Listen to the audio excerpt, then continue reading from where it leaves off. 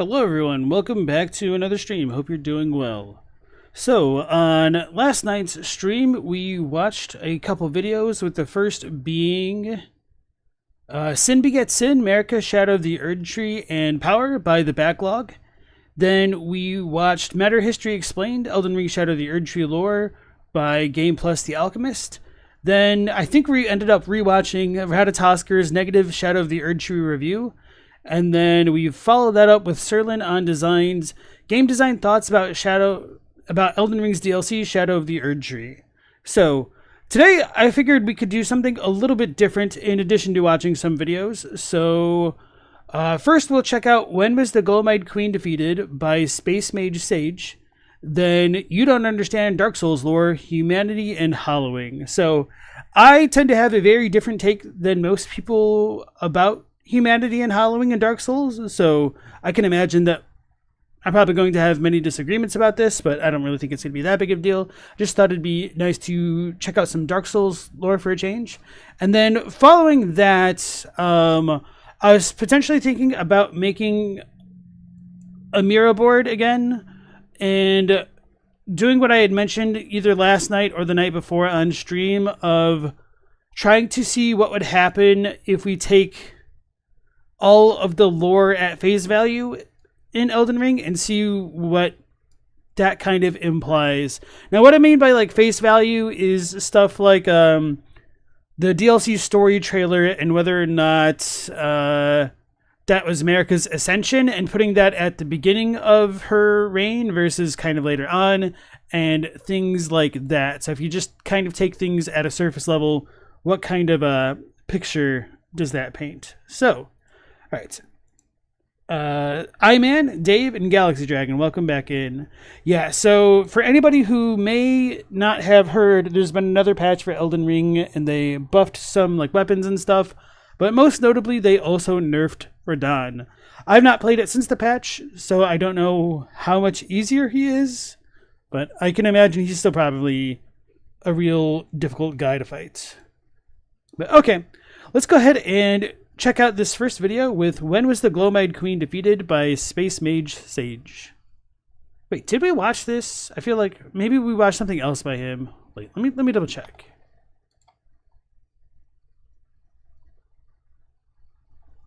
Okay, so we watched the Horns at Heavens and the Origin of the Crucible. Okay.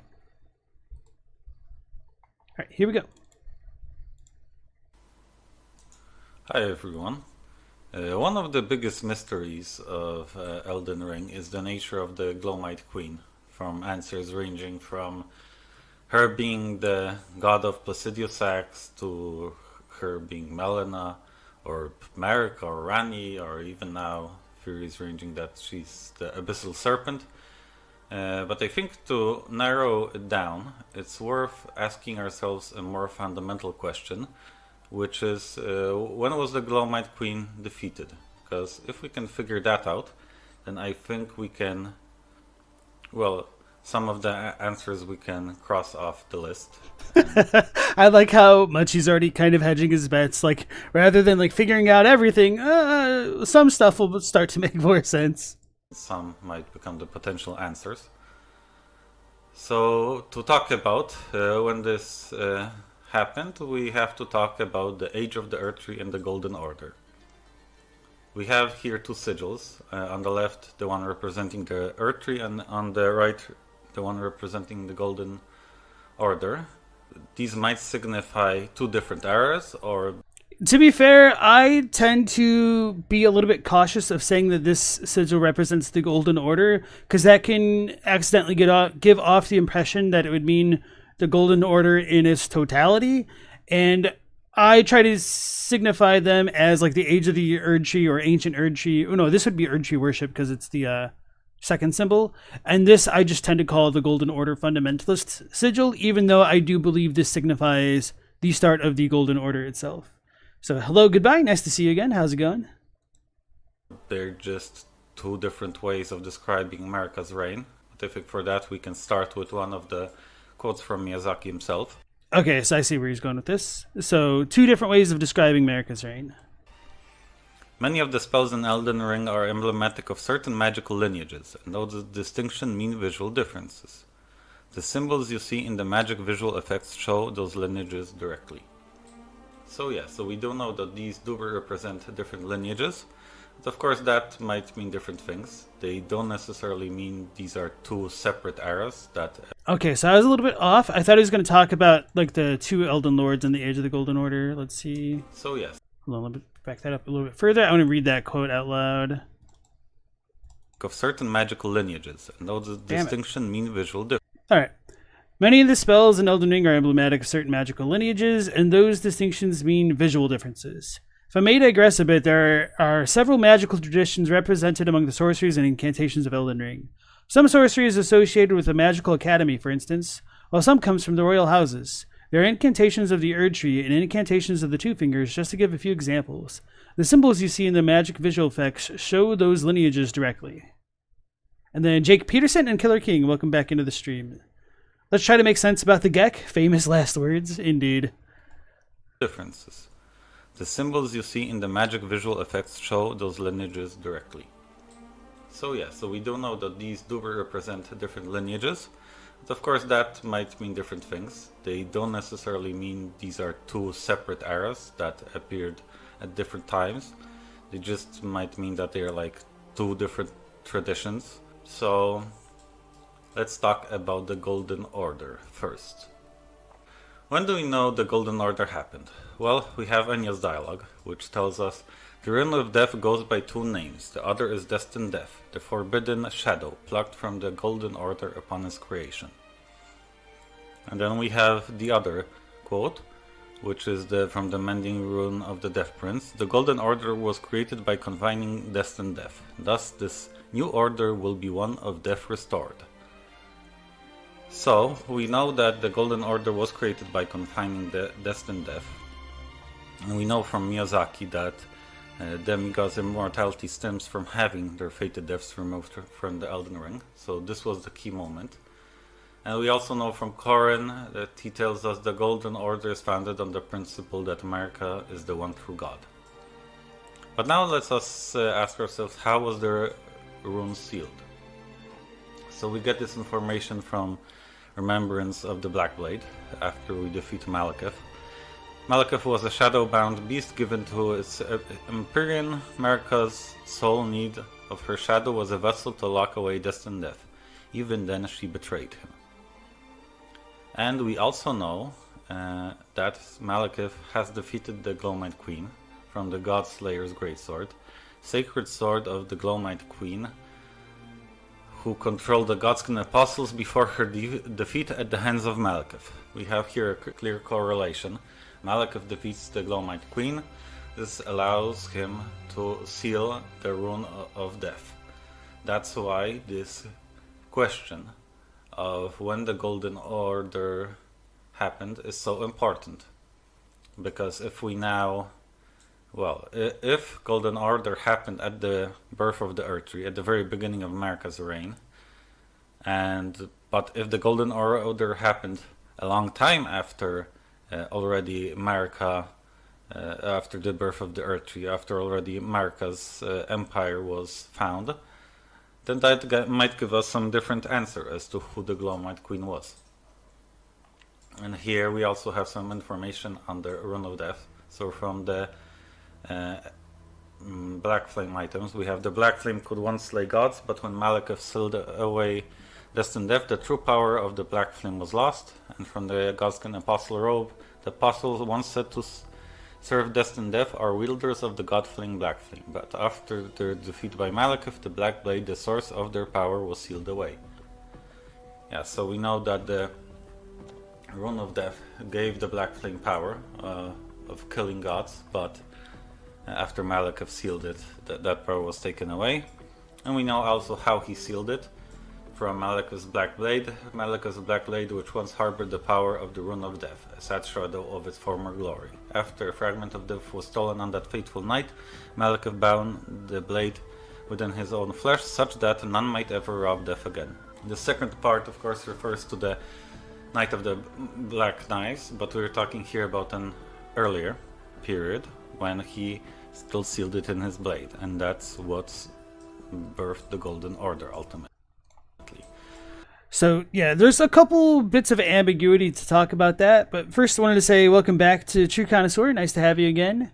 And one of the things that I've talked about quite a bit on the channel is whether or not the sealing of Destined Death in the Scouring Black Flame description is meant to refer to the time when he sealed it back into his body, or if it was the initial time he sealed it into his blade. So there's the potential that the god-slaying powers of the Black Flame could have been active up until the Night of the Black Knives, but I don't really know about that. I think it makes a lot more intuitive sense to assume that it would have happened when Destined Death was put into his blade, but I digress there. Killer King was asking if that part about even still she betrayed him if that's in the Japanese description. Kind of, but it's a little bit awkward to talk about. So,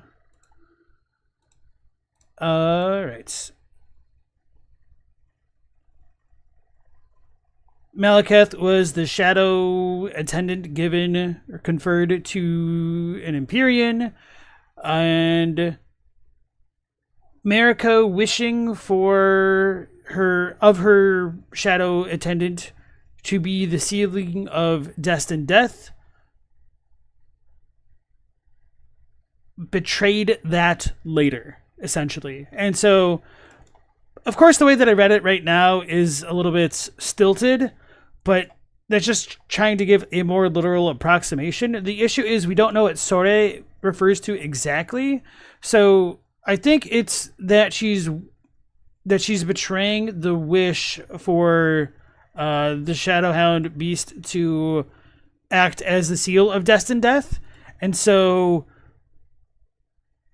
because Malekith is the Shadowbound beast, that can make it sound as though this is referring to Malekith rather than the sealing, I guess. And so that's kind of why I'm saying it's a little bit more ambiguous, but I'm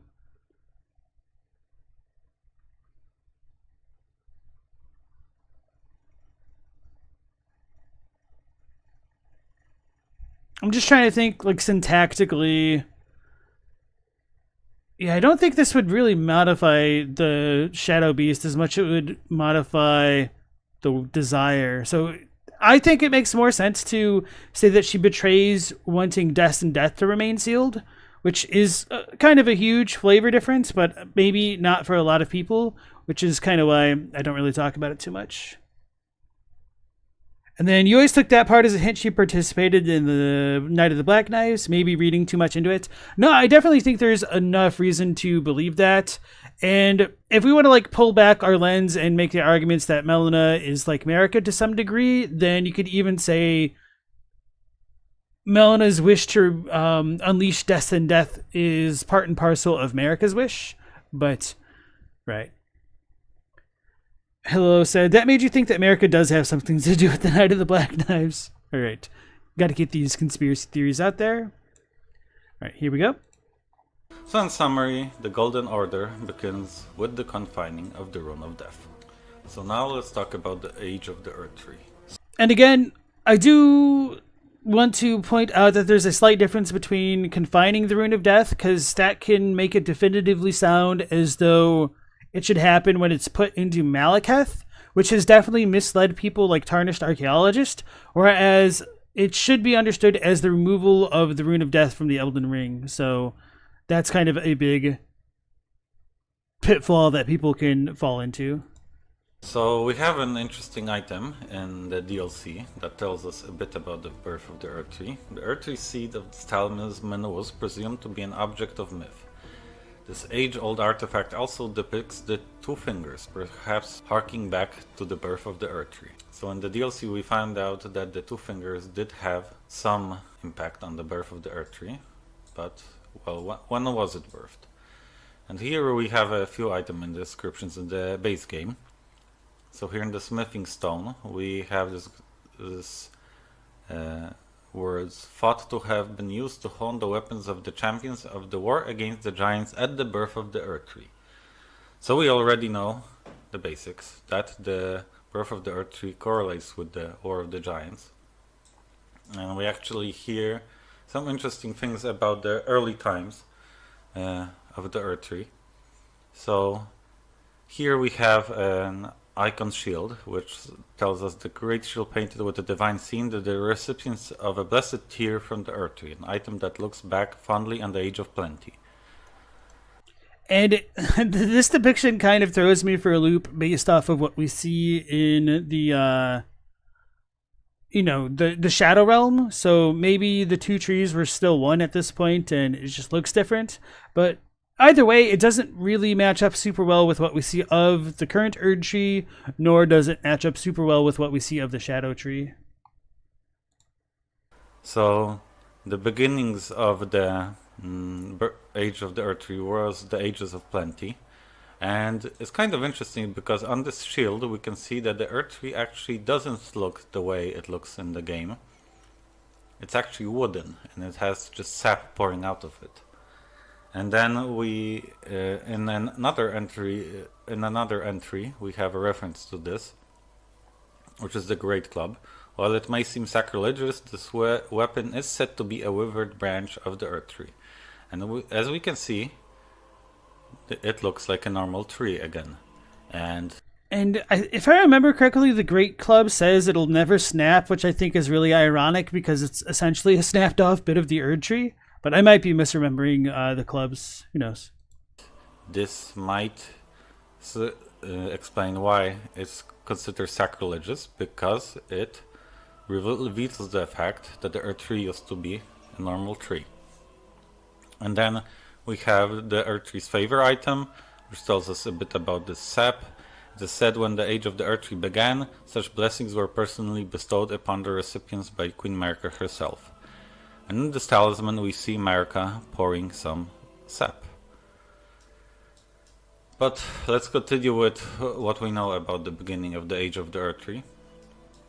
So in the protection of the Erdtree spell we get, in the beginning everything was in opposition to the Erdtree, but through countless victories in war it became the embodiment of order. So this does tells us that at the birth of the Erdtree, this was still before Marika's expansion. It was after it was born that Marika had to conquer all the opposition to the Erdtree. And this is also confirmed by the Elden Lord crown, the crown of Godfrey. The age of the Erdtree began amongst conflict when Godfrey was Lord of the battlefield. And of course, as we know, Godfrey was the one to lead all the battles in these initial stages of the age of the Erdtree. And this is also confirmed additionally by Melina's dialogue. In Marika's own words, "Hark, brave warriors, hark, my lord Godfrey, we commend your deeds. Guidance has delivered ye for all ordeal to the place we stand. Put the giants to the sword and confine the flame atop the mount. Let a new epoch begin, an epoch glistening with life. Brandish the Elden Ring for the age of the Erdtree." So this is something we were talking about briefly on the Discord the past couple days, whether or not, maybe not whether or not, but how we should kind of interpret Marika's ascension to power and ascension to divinity. There's a lot of reasons why I think it's an attractive idea to think that Marika may not have actually fully ascended to godhood until later on with the Radagon timeline. But the fact that Marika calls him Godfrey here, as well as her lord, I think would suggest that she should have been a divinity of some kind even at this point in the timeline. And one thing that I'm wondering is whether or not at the outset of the age of the Erdtree, Marika might have been a god, but I don't necessarily know if she was the so-called one true god, which might sound really counterintuitive. But what I mean by that, and this parallel might help make sense of it, would be that what if Marika during Godfrey's reign is kind of like how we end up facing Miquella at the end of the Shadow of the Erdtree, where she may have ascended, but she might not have become the true god of the Order for whatever reason. And I don't know how well that idea squares with needing the Elden Ring or anything like that. Maybe becoming a god is just the prerequisite form one would need to take the Elden Ring. But even with that being said, I don't think it works super well because she tells Godfrey to brandish the Elden Ring for the age of the Erdtree right here. So it's like every time I think things start to fit really well together, there's always something to just kind of contradict it. Darn it.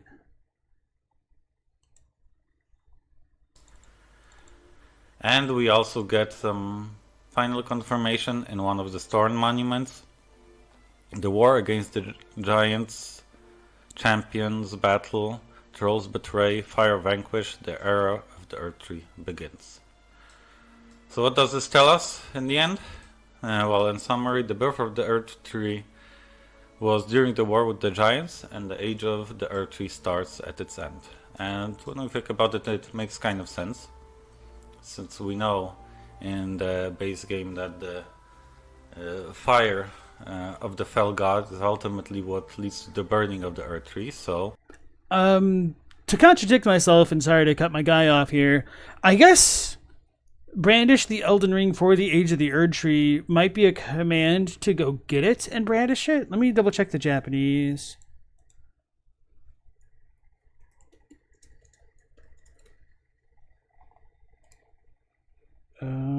It's the wrong dialogue. Alright, found it. Yeah, I guess it's pretty much just as vague. I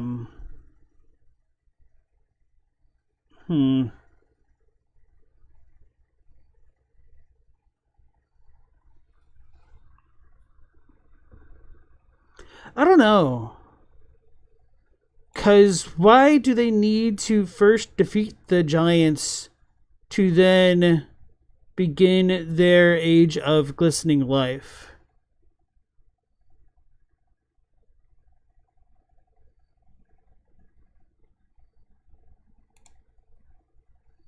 I don't know. So maybe it isn't quite as cut and dry as I thought a moment ago. So I'm gonna back it up so that way I could pay more attention to his point. During the war with the giants, and the age of the Erdtree starts at its end.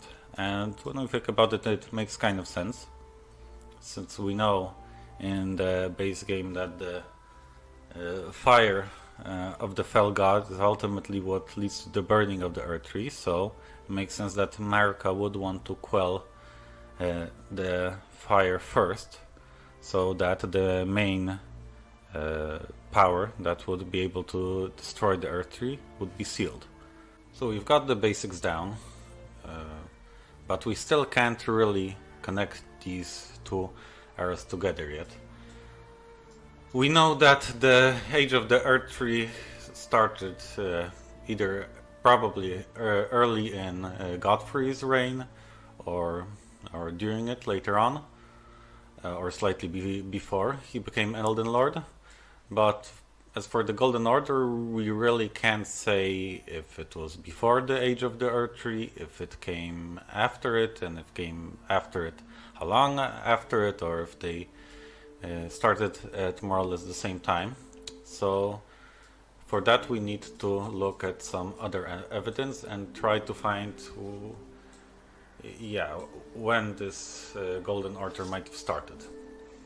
So one of the first pieces of evidence is actually in Farum Azula itself, exactly where we find Malekith with the sealed Rune of Death.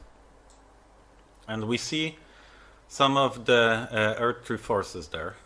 Specifically, we see a draconic Erdtree sentinel guarding Malekith, and two Crucible Knights who we rather know are invaders, because one of them is near a defeated dragon, and one of them is fighting a beastman. For the Crucible Knights, we don't exactly know where they were established. I mean, for all we know, they might have been even established before the birth of the Erdtree, before even Godfrey became the Elden Lord. But for the Draconic Erdtree Sentinels, we actually do have some information. So we know that we have this information in the Draconic set, which is a malformed golden armor set, adorned with various dragon imagery and worn by the misshapen tree sentinels. After the great ancient dragon Grandsex attacked, the sentinels had an epiphany. The only way to truly protect the Erdtree was to become dragons themselves. So if we assume that these forces arrived here together with Malekith, and this is where Malekith sealed the Rune of Death, then we know that Godwyn was part of the attack, was part of the forces defending Leyndell, and we know these Earth Draconic Erdtree Sentinels only appeared after the war with the dragons. So we can assume, based on this, that Malekith sealed their rune after the war of the dragons. I don't really agree with that sentiment. At the very least, I would say that... Wait, why is he trying to tie the Rune of Death into this again? Hold on. I was just going to say that we know that the malformed dragons came after the Tree Sentinels, which implies that the Erdtree exists. But I don't really think that directly connects into Malekith, and it's also possible Malekith could have sealed the Rune of Death, and then that could have been like at the beginning of Marika's age, and then the dragons could have retaliated, and that could have led to the war against the dragons. But I don't really know. I just don't think this works so far as a justification. So yeah, Killer, I know what you mean. It does seem at first like the purge against the Hornsent should have happened immediately after Marika's reign, but it actually doesn't happen until after Radagon goes to Liurnia and meets Renala at the very least, because the Carians, like R'hllana, served Messmer throughout his purge. So it kind of happened relatively late in the timeline. Then Iron Lung, nice to see you again. Are the spears impaling the fire giants Messmer's original spear before being reforged into the Land of Shadows? That's an interesting thought right there. My first inclination is to say no, especially because of the way that it resembles like the Candlewood tree shield or whatever it's called. But I like that idea, don't get me wrong. So what other evidence do we have? Well, we have the Black Flame Monk items, one of which is the Black Flame Monk Ashes. So Ammon swore fealty to the god slaying Black Flame, and so became the first fire monk to turn traitor. Or perhaps it is better said that he fled from the giant's flame out of cowardice. And then the Black Flame Monk armor says Black Flame monks enthralled by the god slaying Black Flame became traitors, abandoning their posts as guardians. The seduction of the taboo is never easily spurned. So if we assume that these Black Flame monks joined the Godskin Apostles and they were seduced by the Black Flame, assuming this was during the time when the Gloam-Eyed Queen was active, and we would have to put the Gloam-Eyed Queen after the war with the giants. And now the DLC also gives us some information, because when we look at the DLC as a whole, it's actually quite interesting. We know it's, well, we can assume it's a sort of a time capsule, right? Since the Crusaders were sealed at some point before the beginning of the game, for sure. So then when were they sealed? And is there anything the culture of the Crusaders and the culture that's in the Shadowlands can tell us? So I'm a little bit surprised he didn't try to tie in the fire monks having to have come from the Flame Guardians first, so enough time would have had to have passed for the Flame monks or Flame Guardians to become fire monks, and then of those fire monks, one to have deserted to become a Black Flame monk. And now, even with that being said, I really wish we knew whether or not the quote-unquote god-slaying power of that Black Flame was still active during the time when Amon betrayed the others, but we don't know, so it's a little bit of a wash either way, other than to suggest that it must have happened a decent, relatively speaking, chunk of time after the Erdtree's forces created the Flame Guardians at the very least. About the times when they were sealed.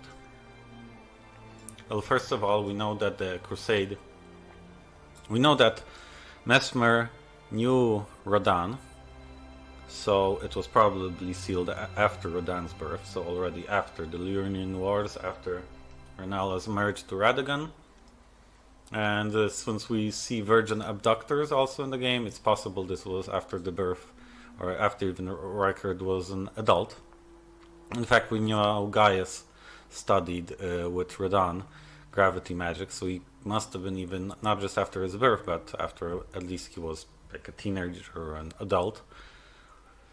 And but the interesting thing is, in the Shadow of the Erdtree DLC, we never really hear references of the Golden Order. In fact, it's only once in one of the... Yeah, now that I think about that Gaius thing, I was always a little bit unsure when exactly R'hllana would have joined Mesmer, and whether or not it could have happened before the Carian children were born. But if Gaius was also part of his forces, and Gaius and Radahn were like, what's a good way to describe it in English? Like disciple brothers, then that would certainly show at the very least that the Carians were old enough to have studied magic to some degree of competency. And we also don't know how much later after that point that Gaius had left Radahn's side. Wait, wasn't Gaius also like a general for Radahn? Let me double check. Well, maybe general is not the right term, but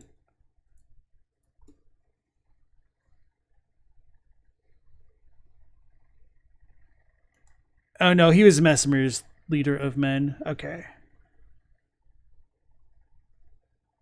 Anyway. Mickelan spells, but we know Miquella, of course, came here much later. And on the other hand, we do have references to the Erdtree. We know that the Erdtree was already a thing. And also, we don't have any references to the Gloam-Eyed Queen, Godskin apostles, or Black Flame incantations. Of course, it's possible that just the Gloam-Eyed Queen wasn't active in this region at all. And the interesting thing is, Mesmer calls us a tarnished. So, it is possible that Godfrey was already banished at the times of before the crusade was sealed. But of course, this is a bit hard to judge how much of concrete evidence this is, since, well, we don't know if tarnished isn't a more general term, if it can be generally applied to people without grace. And to build off that, I feel like it's easy to fall into the trap of using the lack of evidence to justify a position with the lack of references to the Golden Order. That would certainly make it sound as though it should have come into being later.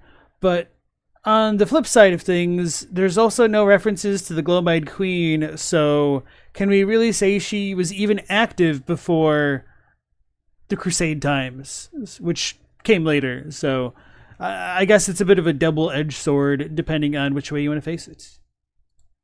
So maybe just he knew, based on the fact that we don't have grace in our eyes, that we are tarnished. And Korn, welcome back to the stream. How's it going, my man? But let's look at some of the evidence supporting this. So one of the interesting things is we also don't have any talismans or incantations indicating that Radagon was the Elden Lord, but we do have a talisman of Godfrey in the Shadow Keep. So this would be presumably used by the soldiers. And it says, a talisman depicting Godfrey, the first Elden Lord, receiving the precious sap. It increases poise after using a flask of tears. The Lord accepted the sap stoically without any sign of wavering. The Wonder Lord of the Erdtree casts a long shadow over the lands. Interesting, we also see a wooden Erdtree here and sap pouring out. So we know the Crusaders probably were more attached to Godfrey as a figure. So this is also an indication that it was during his rule or at the end of his rule, rather so. And then we have an item called the Blessed Blue Dew Talisman, which says, it was once thought that the blessed sap of the Erdtree would drip from its boughs forever. But that age of plenty swiftly came to a close, and with time the Erdtree became more of an object of faith. And here's the Erdtree I mentioned in this talisman. And then we have a minor Erdtree incantation, which says, a secret incantation of Queen America, only the kindness of gold, without order. Creates a small illusory Erdtree that continuously restores the HP of nearby allies. And this is interesting because this talks specifically about an Erdtree incantation, but without order. So this also might be an indication that this was before the Golden Order. And one curious fact is that actually Melina uses this incantation in the base game when we fight Morgoth. In fact, she used it and we didn't even get it in the base game. And then we have the heal from afar item. And to be fair, even still, I could make the argument that we don't actually get to use Melina's incantation because hers is much grander than ours. I don't think I have good footage or a screenshot of anything to compare the new version with, but ours is almost like the stump of a tree, whereas hers is more like a sapling of a tree. I guess I should say ours is like the stump of a sapling, whereas hers is like a bigger one. Anyway. Even when far beyond, far out of sight, the Erdtree will surely give us his blessing. So, well, we know that inhabitants of the Shadowlands knew of the Erdtree and worshipped it. So it had to be after the establishment, but everything indicates it was still before the Golden Order. And an additional evidence we get from Hennef Heights dialogue, because, well, he mentions actually something called the True Order 3 times in his dialogue. So first he says, despite appearances, nobility is no prerequisite to serving the True Order. Then his next dialogue is, first I'll have to re-establish communication with the demi-humans. What's that look? You don't believe me?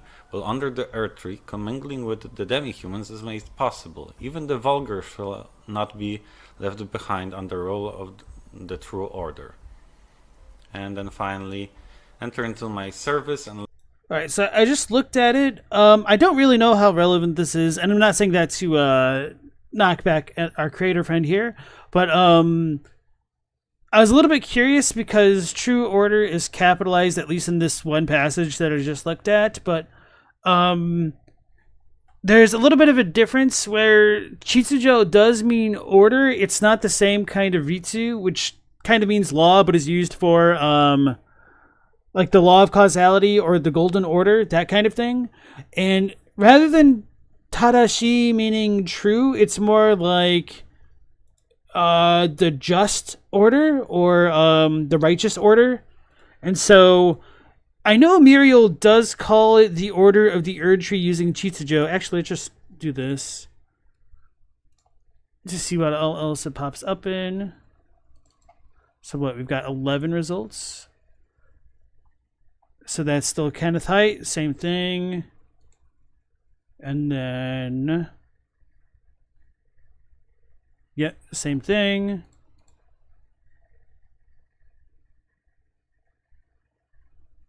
Okay, so who is saying this? Oh, this is still Kenneth Height. Follow me and the Erdtree's righteous order. You'll learn it. Okay. The order's been broken? Who's saying this? Oh, still Kenneth. Okay, makes sense. So we have the Grace Mimic without order. So it's even here. So this is orderless. But the Grace Mimic. Right here. So an orderless Grace Guidance. Lowlander's Rune. And... oh, okay, so this is it. The Order of the Erdtree. So it might not have been Muriel, but it was the Lowlander's Rune. I don't remember if this got cut. Wait, did this get cut? Or do we start? Can we start the game with this one now? I don't remember. Because this is what I've been using to justify some of my claims about Grace coming with the Erdtree. So yeah, it says that even in like the Borderlands, Grace was brought with the history of the Erdtree's conquest, essentially. Rather than, I think this one calls it the Golden Order. Yeah, they call it Golden Order here, but it's the Order of the Erdtree. And I've talked about this before in my videos, but I think part of the reason that this could have been like mistranslated would be if you're just kind of scanning this quickly, you could see the two characters for golden and tree. So the order of the gold, and you just kind of do a whoopsie and forget a letter. But it's a shame that it was left that way. Oh, so we got the Crucible Knights. Okay, so yeah. It's kind of like order lacking, essentially. It's like the opposite of what was written earlier, but I mean, it's the same, but just the characters are kind of reversed. The conjugation, I guess. Shisujo Naki. I promise. Wait, who is saying this?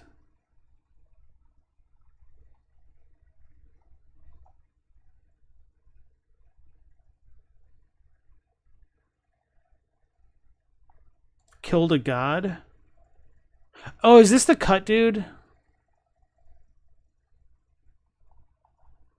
Hold on. Let me look over here. Oh no, wait, it's Hugh? Alright, let me go back.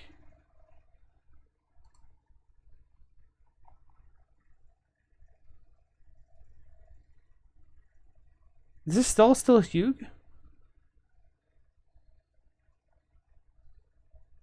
Oh no, this has to be Rykard. Oh, okay, I think. Okay, yeah.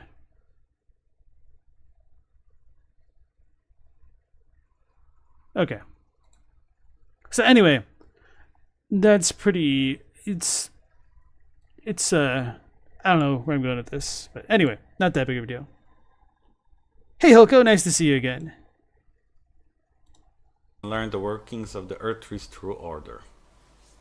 And this is interesting because it's almost as if he specifies that this true order is something in opposition to the golden order, right? Why he could have just used the word golden order, but it's almost as if he doesn't like something about the golden order, and that's why he's calling his vision of the order the true order. But we actually have some indication of what this vision is, since in the end of his and Nefeli's questline, it says, I have indeed selected a new ruler. Lady Nefeli is strong and just, worthy of the burden of Limgrieve's lineage. So, we know that Nefeli is probably the descendant of Horlo, right? She's Nefeli Lu, so she's probably the descendant of Horlo, who is of course Godfrey. So this might be an indication that he is talking about this previous rule of the time before Radagon was ruler, when Godfrey was ruler, and he specifies that that to him is the true order. So this is an even stronger indication that the previous order is a thing we can really distinguish from the Golden Order.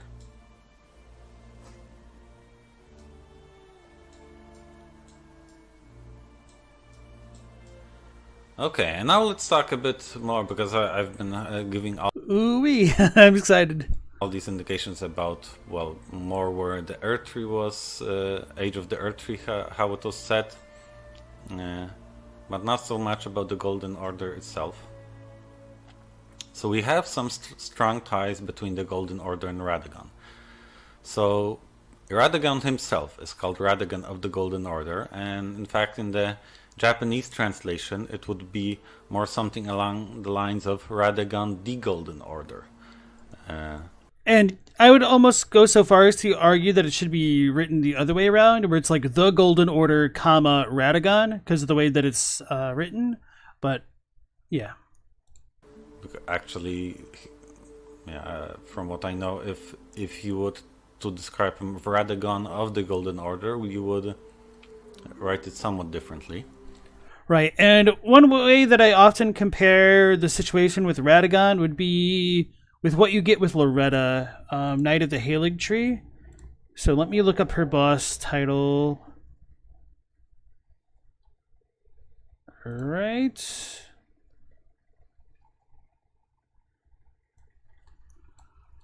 So, Loretta, Knight of the Halig Tree, we have Seiju no Kishi Roreta. And Seiju means holy tree, which that's kind of what Halig Tree means, because Halig is apparently German for holy. So, Knight of the Halig Tree, comma, Loretta. So this, I think, would be a kind of closer approximation to what you would get with the Radagon construction here. So Radagon, the Golden Order, or Radagon, Golden Order, or to reverse it, Golden Order, Radagon. So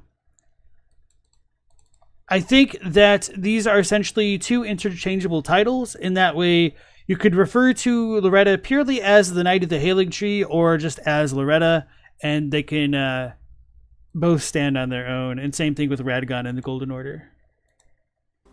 And then there are also several items tying Radagon to the Golden Order. On the other hand, the other way around, we don't really see any references to the Golden Order, and then any items or references to Godfrey and his reign. So here are some of these items. So we actually got two spells, which are these Golden Order incantations of the Golden Order fundamentalists. One is a gift of gratitude to the young Mikola from his father Radagon, and another is a gift from the young Mikola to his father Radagon.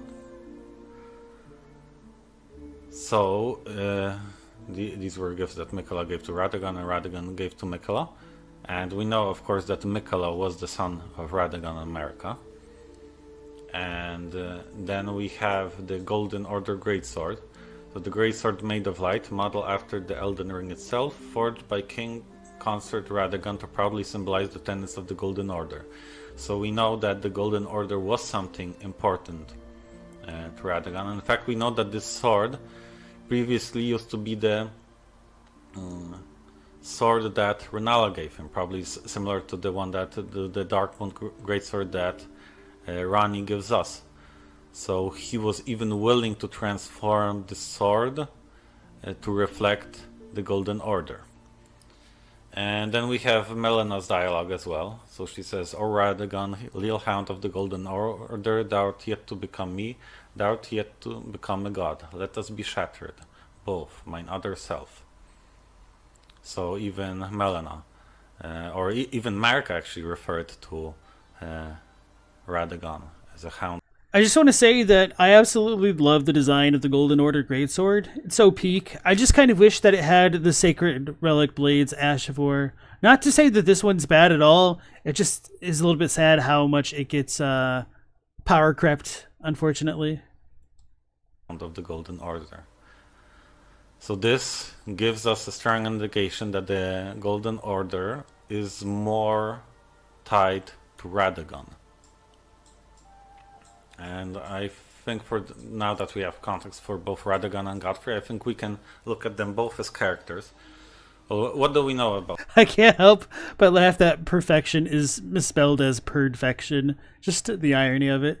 The two. So Radagon was someone that strove to achieve perfection, and Godfrey was someone who sought challenges in battle, and this we see in these two item descriptions.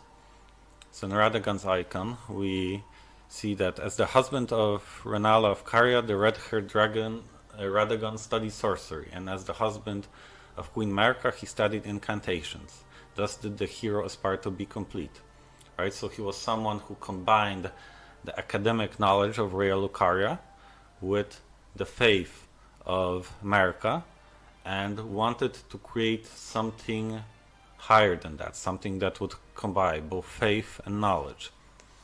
And then we have the Elden Lord armor, which says that Godfrey led the war against the giants, faced the Stormlord alone, and then there came a moment when his last worthy enemy fell, and 'twas then, as the story is told, that the hue of Lord Godfrey's eyes faded. So this indicates that for Godfrey, battle was the most important, and it's interesting that we know he led this age of conquest, and it was pretty much at the end of this age that he lost his grace. So it's almost, well, it could be of course interpreted as Marika just banishing him because she didn't have need for him. But I believe this is also a reflection of his character. He kind of lost his purpose. Why would he want to live in a world without conflict? And in fact, his banishment actually allowed to continue this conflict, right? Because we know that the Long March involved many battles, so in a sense maybe the banishment was a bit of a blessing in disguise for Godfrey, since he still got to do what he loves. And then when we think about these two, and when we think about the Golden Order, and that it's being birthed through the sealing of the Rune of Death, well, to me it doesn't really fit Godfrey's character in a sense, right? Because this might be me a bit doing a bit of a psychoanalysis, but would he really want a world without death? What's the challenge if, like, you're immortal, if you know you can't really lose, right? He sought challenge. And this kind of goes back into the issue of us not entirely knowing what the removal of destined death entails as far as its metaphysical effects on the lands between, because it still seems as though murder is a-okay under the Golden Order, but does that just mean that their souls are chilling in the afterlife, or do they get recycled into the Erdtree, or can things literally not be killed and they can only just be temporarily emptied of their souls? And so perhaps their bodies become vessels for other souls to possess them, like with what might happen with Yura or Irina and Hayata. But yeah, I don't know.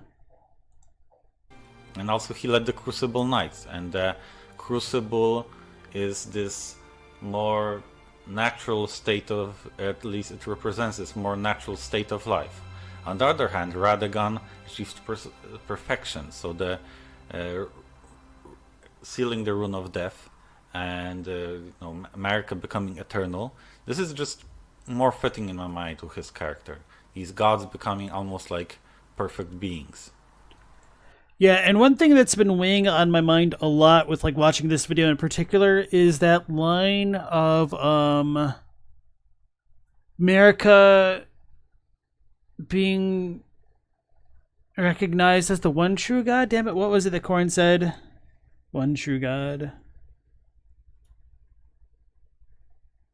The Golden Order is founded on the principle that Marika is the one true God, which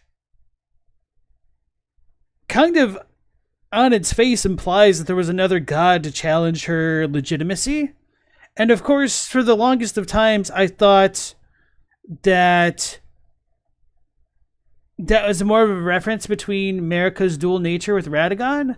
But now I am definitely reconsidering things in relation to the DLC and what former god may have preceded Marika, I guess. And then Pixie, how's it going? Makes you mad that this stuff isn't really obvious and spelled out? Yeah. I don't know. I mean, it is kind of fun. So my issue isn't necessarily that this stuff is obscure. It's just that I feel like my ideas, if I present them, just will make me sound like Pepe Sylvia, essentially. And people can't get on board with it, which sucks. In that state. And so we'll continue a bit with Radagon in the next piece of evidence, because the next is by a dialogue by Sorcerer Rogier, because in fact he does mention the Golden Order. And what he says is, after we buy glintstone spells from him, and he will say something like this. The battle art you've learned is of the Glintstone family. They were conceived at the Great Academy of Rea Lucaria, to the north of this castle. In the past, they obeyed laws which contravened the Golden Order, or so I'm told. Fascinating, isn't it? The Golden Order was pliable enough to absorb practices that contradicted itself in the past. With the Golden Order broken, twisted, and in need of repair, such adaptability is more important now than ever. So he does mention the Golden Order, and objection, hearsay. This dialogue is kind of interesting, since one interpretation of it actually contradicts a lot of what I've said so far. because we know Muriel talks about how the Erdtree and the moon. I kind of wish I had access to his mural board right now because I'm like really tempted to try to scroll out and look around to see if he has the telescope description in here. Corn says, "Gosh darn it, where is that Mikola cutscene taking place? Which Mikola cutscene? The one, the Remembrance? It's just his liminal space, yo. It's in Trina. I don't know." Were conjoined. So one interpretation is that this is what it might refer to, and this would be, of course, at the beginning of when Radagon married Renala. So if this is when the Golden Order absorbed these practices, if this is what it's referring to, it would have to mean that the Golden Order was in fact before the marriage of Radagon and Renala. So during the Lurnian Wars, which would kind of contradict a lot of what I said before, suggesting that, for example, if the DLC has any indication that the Golden Order came at least after Radagon and Rykard, and possibly even after Godfrey's banishment.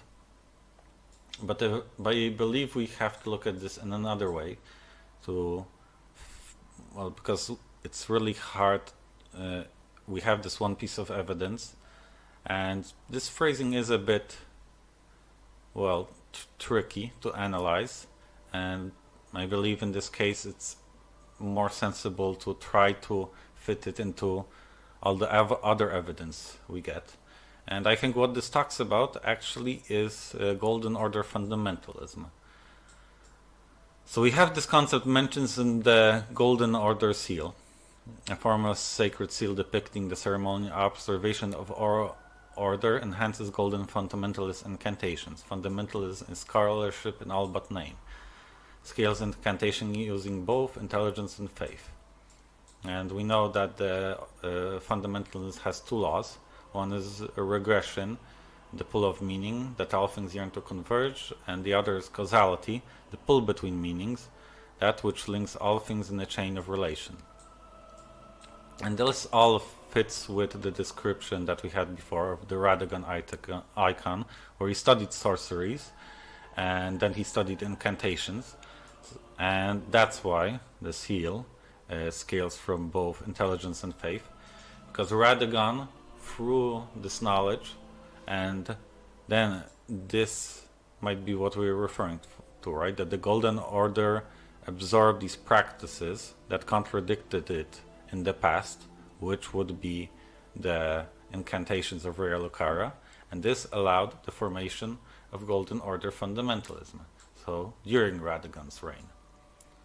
And this somewhat evidence that supported this is actually in the two depictions we have of the Elden Ring, one from Farum Azula and one from the modern times. And while it's hard to really say when all of this changed, we do know that the crosshatch we have in the back of the modern Elden Ring is the rune of Radagon, which is different from this kind of flowing, more chaotic imagery in the Farum Azula ring. So thinking about this a bit more with the crosshatch design, if that is supposed to be reminiscent of like the Web of Weird, however it's pronounced, and is meant to indicate fate to some degree, then I wonder what that would say about the nature of grace and the tarnished with the prior depictions of the Elden Ring.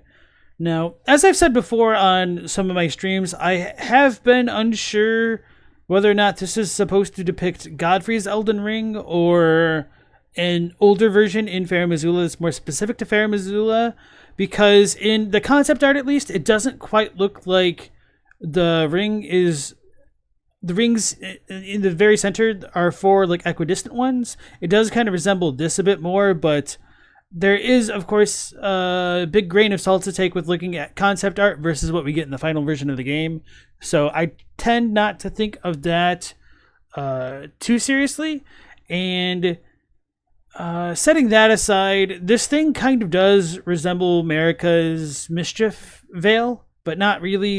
I'm just like spitballing here. And of course, many people before me have pointed out how the spirit incantation and the spiral tree crest looks like it's integrated within this depiction of the Elden Ring as well, except with the lack of two hands at the very top here, potentially.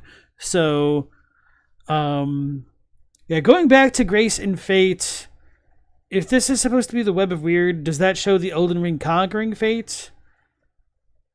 I was almost going to ask whether or not the Elden Ring truly did control Fate in the past, but I guess we're shown demonstrably that was not the case, because the fate of the Carians had to wither in the night sky once it was fettered by the Golden Order, but it was free to roam before that, which is one of the reasons why I tend to think the Golden Order must have come later if the Carians were even able to follow their fates in the night skies to begin with. And I believe this makes sense in the context of all of this, right? If Radagon was someone who brought... Right. So yeah, going back to that whole idea of integrating things, I think it would be really ironic to say that the Golden Order was implementing things that contradicted itself, because the way the Golden Order was created was by plucking something out of it. So does that mean that they're reintegrating things that had contradicted it? Because it seems like the Golden Order is an order of exclusion in many regards, up until Radagon and Renala join, if you believe the Golden Order began at the outset of her reign, but I digress. This knowledge to create the Golden Order more perfect, it would make sense that his rune is this very regular, almost mathematical shape, in contrast to the more natural shape of the Elden Ring. And so this kind of concludes all the evidence that I have. But now, well, can we... Well, I'm really surprised he didn't get to that telescope description after all, because that's the real fly in the ointment, as they say. We pinpoint this sealing of the Rune of Death and the birth of the Golden Order. I mean, we have the set of events for which the chronology we know of. We know that first the Erdtree began, and what followed was Godfrey's reign. Eventually Godfrey was banished, and Radagon becomes the Elden Lord. Then we have his reign, and of course then we have the shattering of the Elden Ring and the modern times. But where is the sealing of the Rune of Death and birth of the Golden Order? Well, if I had to put it somewhere, based on all that I've said so far, I would say it would either be close to the end of Godfrey's reign, possibly close to the beginning of Radagon's reign. But an also interesting point to put this in, since thinking back to all the evidence we had specifically about Malekith and the birth of the Golden Order, neither Radagon and Godfrey were mentioned, but Marika and Malekith are. So what if it happened in between? And I think actually this is the most sensible, since it fits with all of this evidence that we've had so far, and it also explains why Radagon and Godfrey weren't involved. So basically Marika uses Godfrey for the conquest, she banishes him, then she seals the Rune of Death and marries Radagon so he could be the person who would kind of fit this new era, right? Someone who... She didn't need a warrior anymore. She needed someone who had this knowledge from Rhea Lucaria and was also a believer of the Golden Order, who could continue to perfect it and represent its tenets. So that's my idea. Of course, you know, this is all... none of this is clearly stated in the game. It's all a matter of deducing the evidence. So I'll be interested in hearing your thoughts. Well, did this change your ideas about when the Golden Order began, when the Gloam-Eyed Queen was defeated? Does this change some of your views on maybe who the Gloam-Eyed Queen was. And of course, if there's something you disagree with me, if you think that there's something wrong with the way I'm looking at evidence, let me know as well. I mean, we're all trying to solve a puzzle here, right? None of us have the clear answers, but hopefully together we can get them in the end. Alright, so I quite like this video. It was pretty well grounded. I do think he missed a couple of things here and there, and I do wish at the end of his conclusion he would tie it back into what the consequences of this conclusion would entail, is in terms of like where this would put the Gloam-Eyed Queen on the timeline. Would that affect our interpretation of what her identity may be? He kind of hinted at it towards the end there, and he obviously doesn't need to include that in the video, but I think it would have made better food for thought toward the very end of it. So I'm also a little bit curious if he's seen any of my stuff, so I'm going to like leave a comment on here. And okay. And I'll check out some of his comments briefly just to see if my point's going to be brought up here.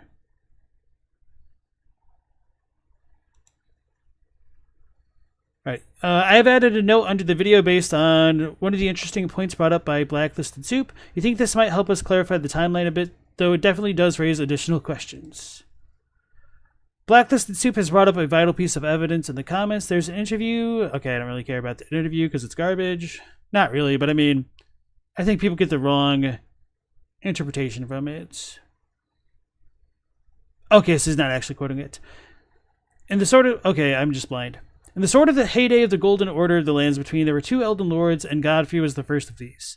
So if we take this literally, would this suggest that the Gek had to be defeated before Godfrey's banishment? Or...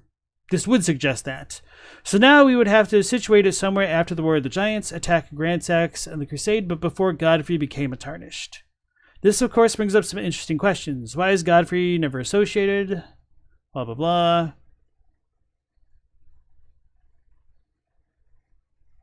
Alright, so that's not too important. Alright, so I'm going to go ahead and comment. Hey man, I enjoyed the video.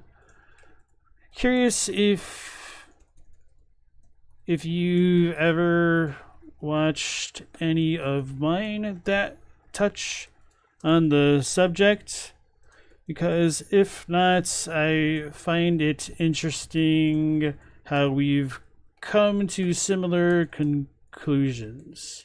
With that being said, I couldn't help but notice you didn't include the telescope's description in relation to the Golden Order.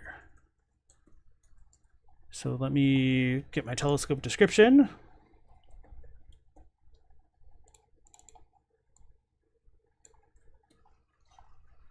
Alright, quotes. During the age of the Erdtree, Karian astrology withered on the vine. The fate once written in the night skies had been fettered by the Golden Order. This makes it sound as though the Gek must have been definitively defeated before the Karian's astrology withered, but we're also told by Muriel that the fate of the moon was conjoined with the order of the Erdtree. So it's a little... is that 3 T's? No. A little strange how they're all conflated. Beyond that, some believe the fettering of the night skies was the result of Radon's halting the movement of the stars, which would indeed coincide with how the Karian's fate is governed by the night skies, and why Ranni needs him to die to do her finger slaying stuff. What was I going to say that?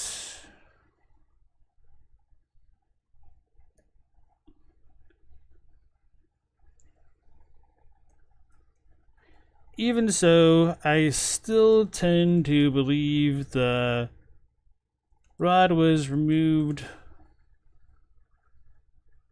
either right before or during Radagon's ascension to Elden Lord. And as for Roger's dialogue, I take it to just be a bit of propaganda, which he relates to us as hearsay. All right, that's good enough, I suppose. So, Shupa, welcome on into the stream. Cool, thank you, Pigsy. All right, so yeah, that was a fun one. Now, for all of you who've joined in the stream a little bit late, we're going to do something a little bit different after the next video, which will be about Dark Souls lore on humanity and hollowing. So after that, I was thinking of potentially opening up a Miro board of my own, and then just trying to question, what does the timeline look like if you take things at face value as they're kind of presented to us? So hopefully we'll have a decent amount of time to go through that and see what all we can come up with. So, all right, let's go into the next one. Hey, Clownscum, how's it going? All right, so you don't understand Dark Souls lore, humanity, and hollowing by Arctau. I follow a lot of discussions about Dark Souls lore on YouTube and Reddit, and numerous times in recent... Not Reddit! Nah, so I feel like Reddit is always a bit of a mixed bag, where sometimes you can find high quality posts, and then most of the time you can't. And I just tend to not really use Reddit for lore stuff, because you never know what you're going to get. It's like a box of chocolates with poop inside. Recent months, I have seen a specific narrative emerge. It seems like many people really believe that, within the context of the games, darkness is something universally good for humans, regardless of conditions. And they go on to say that being hollow is the natural form of being a human, and that this is something we should strive to achieve in the wider population, with an Age of Dark. Okay, that's a little bit of a weird framing. So dark is good and hollowing is the natural state. I guess I would need to think about that more, but I feel like this would probably... I would probably be missing the mark on what exactly they're considering a hollow, and so I think I'll just kind of like leave that alone and just share my thoughts briefly here, in that I think humanity is the dark, as what's his face in the crypt tells us. Agdane in Dark Souls 2 tells us that humanity was once one with the dark, but then through the actions of the Lord of Light and whatnot, we became separate and were given vessels. And I think these vessels are essentially the hollow shell, and our darkness was contained within these hollow shells with a brand of fire to keep the dark on the inside. And once the first flame begins to fade, all of the fire which is connected to the dark seals fades along with the flame. And what the fire had done originally was act as a fake sort of death to these hollow folks. And so once the flame fades, we kind of start to wake up again, because death is an illusion, essentially. So I don't know if that means the hollow itself is human. I would disagree, and I tend to view humanity in its purest form as akin to the kind of humanity sprites that we find in the Abyss. So, and yeah, hey Global, you said, isn't that Yuria's whole thing, that man's natural state is hollowing? Yes, that is her opinion, but I think that it's a bit of propaganda. I think she 100 or 1000% believes it. And I think the issue with Yuria and the Londor folk is that they can't let go. And that's kind of why they feel the need to usurp the first flame. I'm paraphrasing and melding many comments into one statement, so don't get too offended if this doesn't represent what you believe, but I would like to discuss this aspect of the lore, and maybe you will get a new perspective on things. Before we get into the thick of things, I would like to preface this video by saying that my interpretation is not absolute. Sometimes I will make declarative statements as if something was fact, and that's because I do believe in them, but that doesn't mean they are absolutely true. So even though I try to give people a bit of leeway with these kind of qualifiers, it's still going to grate on my nerves when declarative statements are made, when it's just as easy to say like maybe or perhaps in front of them. I'm here to offer a new view on things. Specifically, I want to talk about the nature of humanity and hollowing in the world of Dark Souls. Firstly, if you don't want to watch this video, but want to understand my position pretty well, you can watch VatiVidia's video, Dark Souls Lore Explained. I don't agree with everything he says, and I think some statements are a bit contrived, but the most important conclusions that I agree with are that neither dark nor light are absolutely good for humans, and that hollowing is neither a result of light nor dark by themselves, but rather some sort of interaction between the two. I will spend the rest of the video trying to justify why I believe so. Let's go. So Korn said, I thought that hollowing was a result of Gwyn binding humans to the dark sign to force them to want to keep the flame burning. So going back to the paradigm that I presented, if you think of the hollow as like the flesh of the body and not necessarily the spirit or the dark soul of it, then it is in the nature of man, if you know, relatively speaking, to want to live. And as Aldia tells us, we're given a fleeting form, a false vessel because of our souls and whatnot. And it's precisely because of this false vessel that we come to cherish and love it and come to believe in the illusion of life. But it's for the people of this world, the hollow form is a lie, and that once they die, they will return to the dark. Although the biggest reason why people don't want to return to the dark is because it would mean returning to the collective unconsciousness of all of humanity, like literally speaking, as opposing to staying their individual selves. And it's because of people's desire to hold on to their self that they'll go so far as to kill another if it means that they would not go hollow. So with the flame kind of causing people to become hollow, it's that they're losing their identity, perhaps because the flame is burning too much of the darkness out of them. And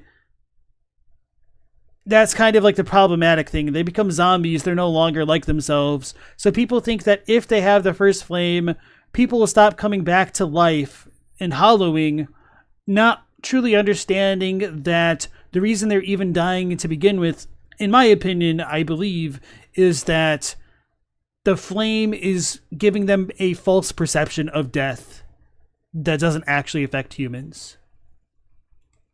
Go over a shortened timeline of events, as well as the state of the world and the humanity within. The introductory cutscene can be cryptic and vague, but it tells us many interesting things. First of all, there was a time in the world of Dark Souls where everything was eternally homogeneous. There was no life or death, no light or dark. The narrator calls this disparity, so it's pretty suggestive that no disparity existed before the first flame had existed. Once it did, everything shattered into opposites, and 4 Lord Souls were found within the flame. But by whom? Good question. I jest, but there are some things we can say about the humanoid creatures in the intro. Firstly, they weren't technically humans, as they did not possess the Dark Soul, or fragments of it. Secondly, they weren't alive either, presuming they had existed before the advent of flame. The reason why I bring this up is to highlight that, in the world of Dark Souls, not everything that looks and acts human really is human, and the same applies to life as well. Regardless, 4 souls of disparity were found. Nito had the soul of death, the Witch of Isolith had the soul of life, Oh no, not this theory. This one is so bad. I'm so tired of this theory. I know a lot of people really like it, but it just doesn't work for a lot of reasons, which I'm kind of drawing a blank on right now. But I'm sure as we watch the video, they'll probably like come to mind. So Gwyn found the Soul of Light and the Furtive Pygmy, the Dark Soul. What are souls? In Dark Souls 3, the Firekeeper calls them manifestations of disparity, and I think that might be the best way to describe them. Clearly, not just living things can have souls, Nito being an easy example. So what defines them, if having a soul isn't even limited to living beings? Well, it seems like the most general statement we can make is that they are forces resulting from the disparity in the world. They can create or animate things into doing their bidding and acting in favor of whatever soul this happens to be. Things alive in the traditional sense seem to have souls, or at least some traces of them. Soldan from Dark Souls 2 says they are the essence of life, and that might also be a good description if we take the word life at face value and not in the Dark Souls context. Nito, for example, might be alive in the traditional sense, since we can kill him. I'm telling you this in order to establish that a soul can mean almost anything the writers desire. Anyway, all the four elements of the world had a part in the ensuing war against the dragons. The intro describes most of them, except for the Furtive Pygmy. He split his soul into fragments in order to birth humanity. Every human has a shard of the Dark Soul within them, confusingly called humanity as well. From the Ringed City DLC, we also know that the Abyss already existed back then. Many of the Ringed Knight equipment descriptions say that those items were forged inside of the Abyss, and the Dragonhead Great Shield goes on to say that these warriors then fought in the war against the ancient dragons as well. So there is a bit of a discrepancy with that Ring Knight armor. And while it does kind of say sort of the same thing, let me try to pull it up real quick.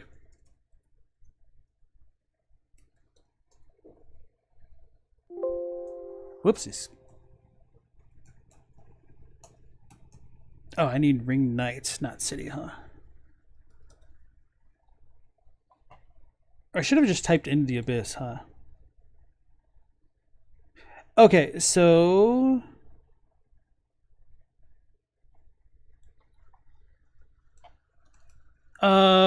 where it says the armor of early men was forged in the Abyss and betrays a smidgen of life. This makes it sound in the English that the armor was formed in a specific location, whereas the Japanese is more like it was smithed in accordance to the Abyss, and that doesn't make a ton of sense on its own either. And I think the more intended way to interpret this would be that it's made with like the properties of the Abyss, essentially. So this armor is abyssal, which is why it has a bit of life in it, and this also hints that life is fundamentally tied to the Abyss as we know it now, which kind of gets reinforced with how Andre sees life in the profane coal and whatnot, and things like that. And then, hey Stella, nice to see you again. And then Chupa said, Koth calls the Dark Soul a unique soul, so you just feel like the others are just the Lord Souls. So, going back to the topic of like the souls of light, life, and dark, one of the reasons why I don't like that is because we don't really get any specific powers pertaining to the Lord Souls that would imply each of these to the degree in which I think that theory would need them to do so. So for example, even though we can kill Nito and kind of get his Lord Soul, and we can kind of get some death related powers to him, it doesn't seem as though the property of the soul itself made Nito the way that he was, as much as it was that there's something within Nito and the way that he used the soul that was used for death more specifically, which I think ties back into how we can choose what we upgrade. So of course, that raises a lot of questions about Where does the power in Dark Souls spring from? Is it the individual or the soul? And what I mean by that is the soul shaped by the individual or vice versa. And there is always the argument to be made that shouldn't consuming a bunch of other souls like make you become like those things, which we can kind of see in things like, what are they called? The drag-like boys in Dark Souls 1 in the New Londo ruins. The masses of souls, fermented souls, whatever they're called, or even like Aldrich and stuff. So hopefully that starts to explain things a bit more, but we might get into it more later. However, the ringed knight equipment betrayed a smidgen of life, and that was enough reason for Gwyn to seal away the darkness of early humans. From now on, a ring of fire is symbolic of this.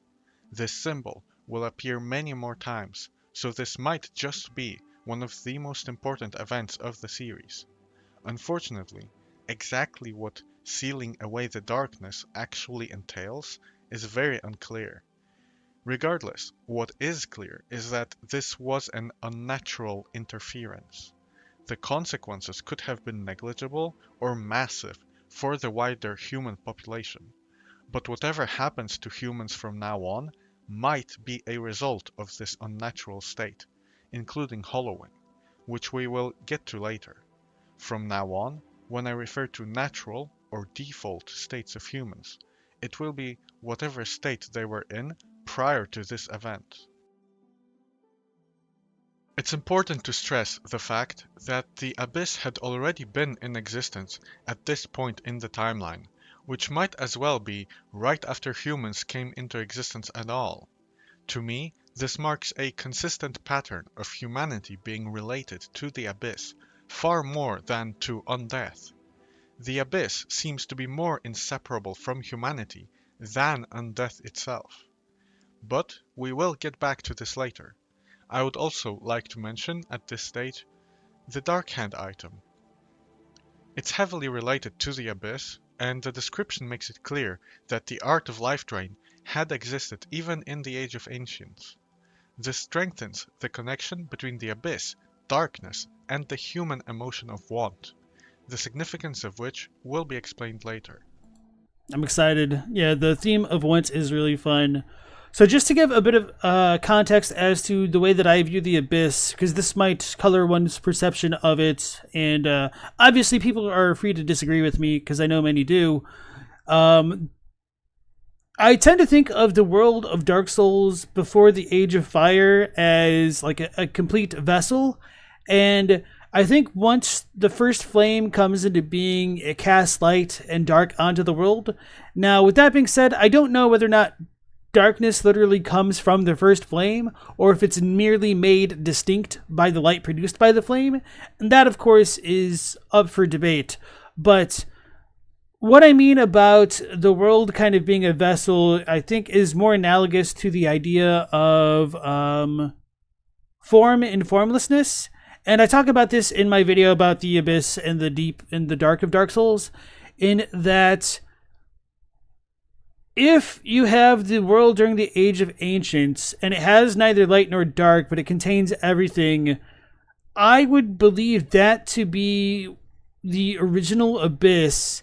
And then once fire came into being, light was cast onto parts of the world which the light could touch, and then everything else was darkness. So with the Abyss essentially being the parts of the world where light doesn't touch, it became dark by default, but I don't necessarily think that the Abyss itself was always affiliated with the dark, and part of my rationale for that ties back into how the Dragon Chime in Dark Souls 2 says it retains a sublime purity despite being left in the Abyss, and I think the dragons are described as abyssal creatures in multiple locations. It's been such a long time, I don't remember which descriptions, which state it specifically. But the dragons, if they're abyssal, they're not necessarily dark either, because Midir needed to consume a ton of dark to kind of become suffused with the dark himself. But a lot of this stuff does get really messy with the different incarnations of the dragons and stuff throughout the games. So, hey, Paisan, nice to see you again. You know nothing here? My condolences. This topic might be a pretty deep one to stick your toes in. What follows is the Age of Fire. An early Age of Fire, so to speak. But over time, the flames were starting to fade. Gwyn drew his power from the Age of Light, so an onset of an Age of Dark would mean it was now the Age of Men. Therefore, he sacrificed himself to link the first flame, and keep it lit. The linking of the fire by Gwyn is another unnatural blip in the dynamics of light and dark. It is important to note that the previously mentioned Sealing of the Dark wasn't a part of the story until we got the final DLC for the final game. So the writers probably didn't have this event in mind until at least Dark Souls 3 started development, or even later.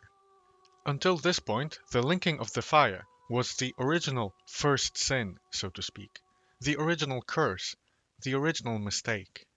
I think if we squint really hard, we might be able to conflate the two events, but we do know they could not have happened at the same time.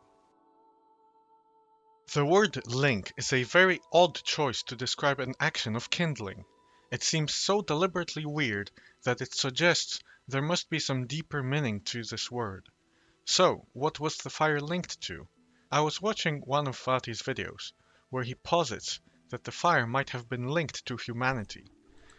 So, I don't really know enough about Vadi's position about that, but this is the term that they used for linking in the Japanese, which makes a lot more sense, and I think it does call it inherit in other contexts, but I don't remember what it would be off the top of my head. I should probably make this bigger for you guys. So the term is sugu, and it means to succeed a person's position, etc., to inherit something, to take over, or to follow.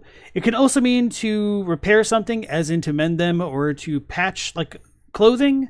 And then the final definition might be the most relevant to Dark Souls, although I tend to think that it's meant to potentially be read multiple ways depending on the literary intentions here, with it meaning to add something to a fire to keep it burning, or to replenish something. That's a good way to say it. To feed with, to follow up with, and to gather one's breath. And apparently it can also be used for tree grafting. I'm trying to remember if that's how they call Godric the Grafted. Actually, yeah, I think so. I would need to double check. And it's got a bunch of different other forms, which I don't know the exact differences in the nuance between them, to be honest. It's kind of interesting they have this one, though. I guess it makes sense. So, yeah, as far as the linking thing goes, when I was first playing the games, I thought it was something more akin to the way that the Olympic torch is passed between places. Oh, okay, so you need to link all of the bonfires at the same flame and then you're good. Not necessarily. It just kind of means to take the flame within you, perhaps, but it's all pretty arguable. He also described the aftermath of the first sin as the timeline of fire warping from a straight line into a circle. And then it hit me. What if the fire was linked to itself and to start? As in, the end of the Age of Fire was linked back to its start. It ties in with the theme of a ring of fire and also explains why this keeps the fire in an endless state of flux without it ever permanently going out. I suppose I should mention that, according to Hawkshaw, at least one undead existed before the fire was linked, and that was Paladin Leroy. To be clear, I don't really believe this conclusion to be true, but I can't completely discount it either. All right, I'm going to back it up. Dead existed before the fire was linked, and that was Paladin Leroy. The reasoning is kind of contrived, but I understand it like this. Leroy's weapons are described as legendary, therefore legendary weapons were made with titanite slabs, therefore they had to have been made before the nameless blacksmith deity was gone, therefore it had to have happened before the first sin. The more I think about this theory, the less convinced I am that it's true. What? That's just so weird, because, I mean, there could be the argument that the blacksmith made the thing specifically for Leroy, or it could be a possibility that Leroy inherited the weapon or found it or something. So that's kind of a weird way to build the argument, I guess, but I'm not sure what to think of that. We are able to wield the very same weapons, but that doesn't mean our character has existed for as long as they have. Exactly. By the time the first game starts, the undead are everywhere. They are All right, so to give a little bit more context for the Paladin Leroy thing, I think I'm so bad with names. Who's this? Arctow and Hawkshaw might be going off of the theory that Leroy was the first undead produced by the Way of Light, and taking that a bit too literally, whereas the Japanese, for producing the undead in the Way of Light, is an intransitive verb, which means that the Way of Light didn't actually make the undead as much as it was that Leroy just happened to be the first undead that was a member of the Way of Light. By the time the first game starts, the undead are everywhere. They are former humans branded by the dark sign who cannot die. They get resurrected repeatedly, and each death makes it harder to stay sane. What's interesting is that a common interpretation suggests that the undead will eventually reach a point of absolutely hollow, after which they die permanently. This always seemed kind of weird to me, and I would speculate it's mainly a way to explain away permanent NPC deaths. The dark sign is a ring of fire appearing on the human's very flesh. The narrator in the intro makes it seem like this is a direct consequence of the fire's fading. This is the main narrative many characters in Dark Souls seem to believe, that an Age of Dark is to be feared, and it brings along undeath. If someone were to link the fire again, this would cast this curse away and make people mortal again. Anastasia is one example of such a character. Nobody seems to know that humans are creatures of dark. It probably doesn't come as news to you that this narrative is largely misguided, but it really does seem to be the case that as the flames fade, undeath is on the rise. The first game has some of... So yeah, I guess I'll substantiate that, or some of my earlier claims, a bit more with this context in mind. So as I said before, I think that humanity is the dark, and them being revived the way that they are is because of the Seal of Fire weakening. And I think the Seal of Fire was essentially a kind of false pretense of death, and that once the fire started to fade, death started to fade, and it showed people's true nature as being undying because they're kind of immortal darkness. And that is why Gwyn was kind of freaking out, because he knew that the Age of Man and the Age of Dark would succeed the Age of Light unless he took some drastic measures to hang on to his age, which is tied into that whole first sin thing. So this is a bit of a real hot take, and I'm not sure how many people would take this, but I do think that the soul and the curse are synonymous, and the curse being the curse of being undead, the curse of hollowing, and that it's all essentially tied to the flame. And I think the more one becomes with the flame itself, the more hollowed they become. And so when people are hollowing, I think it's because the darkness is leaving their body, which might tie into how one uses the humanity sprites to restore their own darkness and their own quote-unquote humanity, because people are dark. Of the strongest evidence for my thesis that hollowing is not a natural state of humanity. Humanity items exist in this game as pickups, and we can also get it from slaying enemies. We start off the game as hollow and must use up a liquid humanity at a bonfire to reverse hollowing. When we die, we turn hollow again.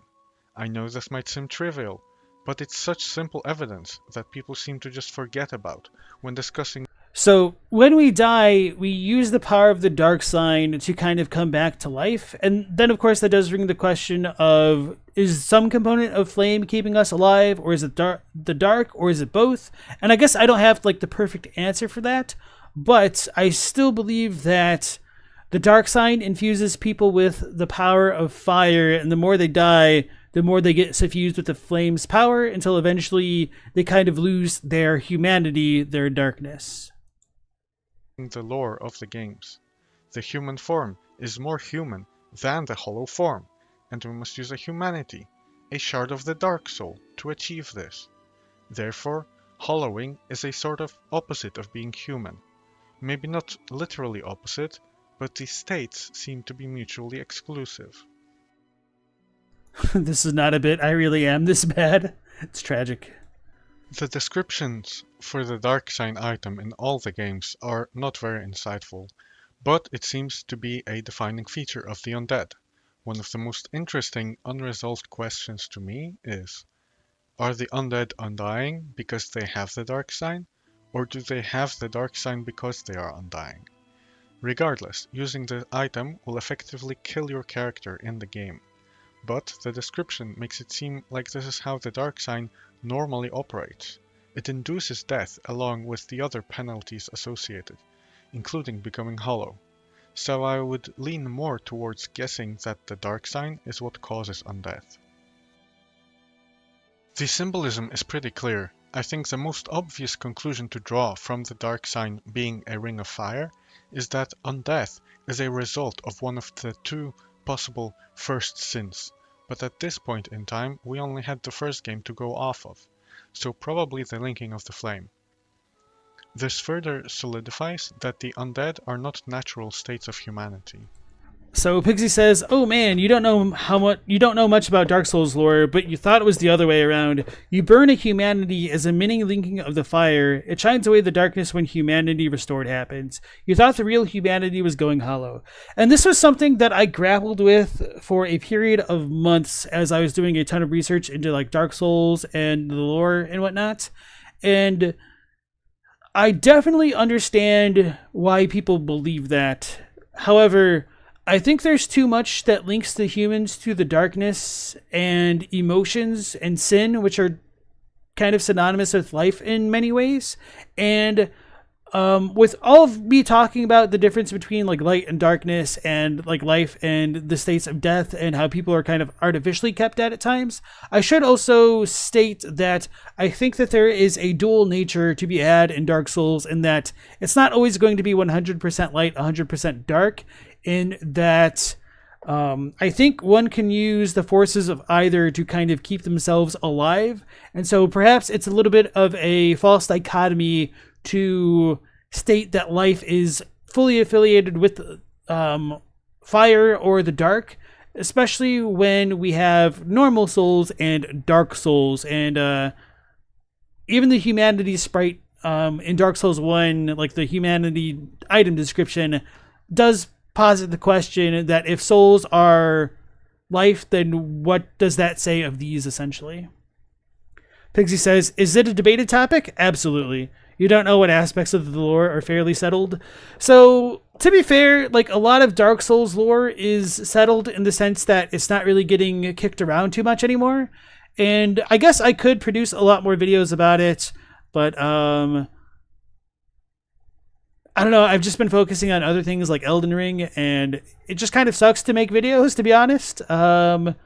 Just because it's a long process of getting your facts together, writing a script, revising it, and then like polishing it. At least for me, I could always make more impromptu lore videos, perhaps more along the style of The Honored Madman, but I don't know, maybe I should give it more of a try. I don't particularly feel... How do I want to say this? I feel like if I want to present a lot of my ideas, I do want to put my best foot forward if I'm making like a more formal video, I guess. And yeah, so maybe I'm a little bit too perfectionistic for my own good in that part. And then Jake said the Dark Sigils backs that up too, you think? Right, and thanks for bringing that back up, because I wanted to mention that and kind of lost myself in my own sauce. In that, in Dark Souls 3, you aren't hollow because you are a flameless ash. And whenever you die in that game, you don't get the fire to revive you because you're flameless, and you don't go hollow until you get the Dark Sigil, which kind of has a bit of an ambiguous wording, but I think Dark Sigil, let's pull that up.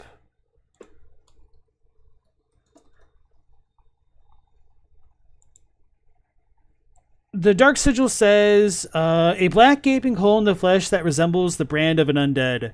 The darkness of humanity seeps from this bottomless pitch black hole, the gap filled by the accumulation of the curse. I hate this localization.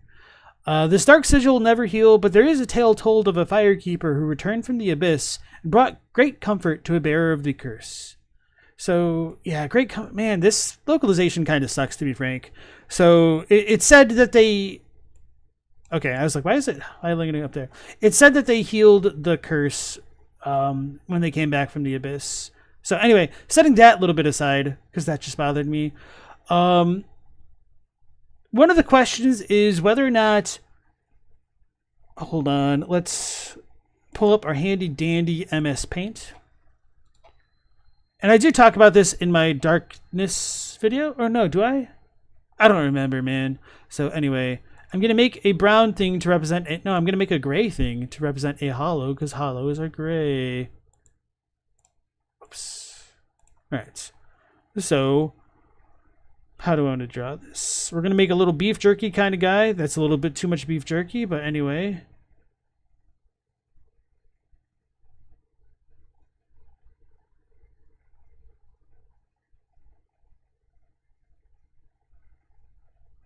I guess I am making my points well enough. So let's give him our good old starting naked item. If the dark sigil... Where's our description? If the dark sigil has the darkness of humanity seep from the bottomless pitch black hole, the gap filled by the accumulation of the curse. What the hell does that mean? As far as the Japanese goes, it says there's no end to the dark hole, because it's called dark hole essentially, and the humanity's darkness slowly trickles out of it, and in exchange, the curse comes to accumulate. Yeah, that's a good word for it. And does that mean the darkness is trickling out of the human and causing them to become more shriveled? Or does it mean that darkness is coming from some place outside of the hole and then going into the human, causing them to become more beef jerky? So I think that because we are flameless ash, what happens is once we get the dark sigil, we're literally opening a hole within ourselves, and this allows our darkness humanity sprite to kind of leave. And so let's do this, and then that.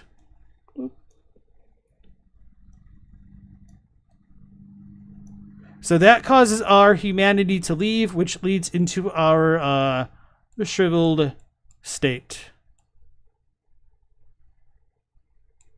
So hopefully that makes sense. Hey Tony, how's it going? It's a lot of work. People have largely moved on to Elden Ring anyway, so it's harder to justify the effort. I'm sure there's still a bunch of people who are interested in it, but like one of the things why I am more reluctant to do this stuff is because not only does this challenge the status quo, so it can kind of make it seem as though I'm just trying to challenge the status quo for the sake of it, but it just takes a lot of contextualization to set up and make my points, and it really sucks having to rely on other languages to make many of them. Paisan asks, why can the Firekeeper heal the Dark Sigil if you bring her the eyes of the Firekeeper?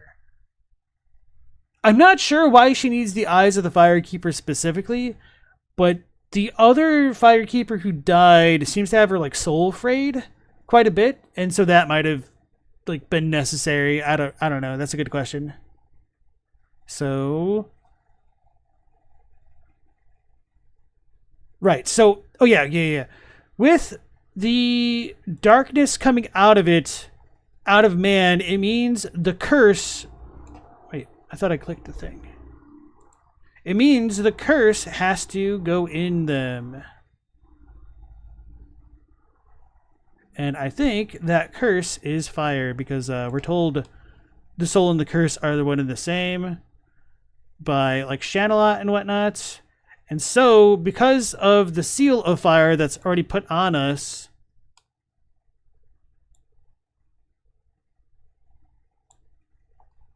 that finally allows the fire to get inside of our body. I guess not indigo. Blue would be better.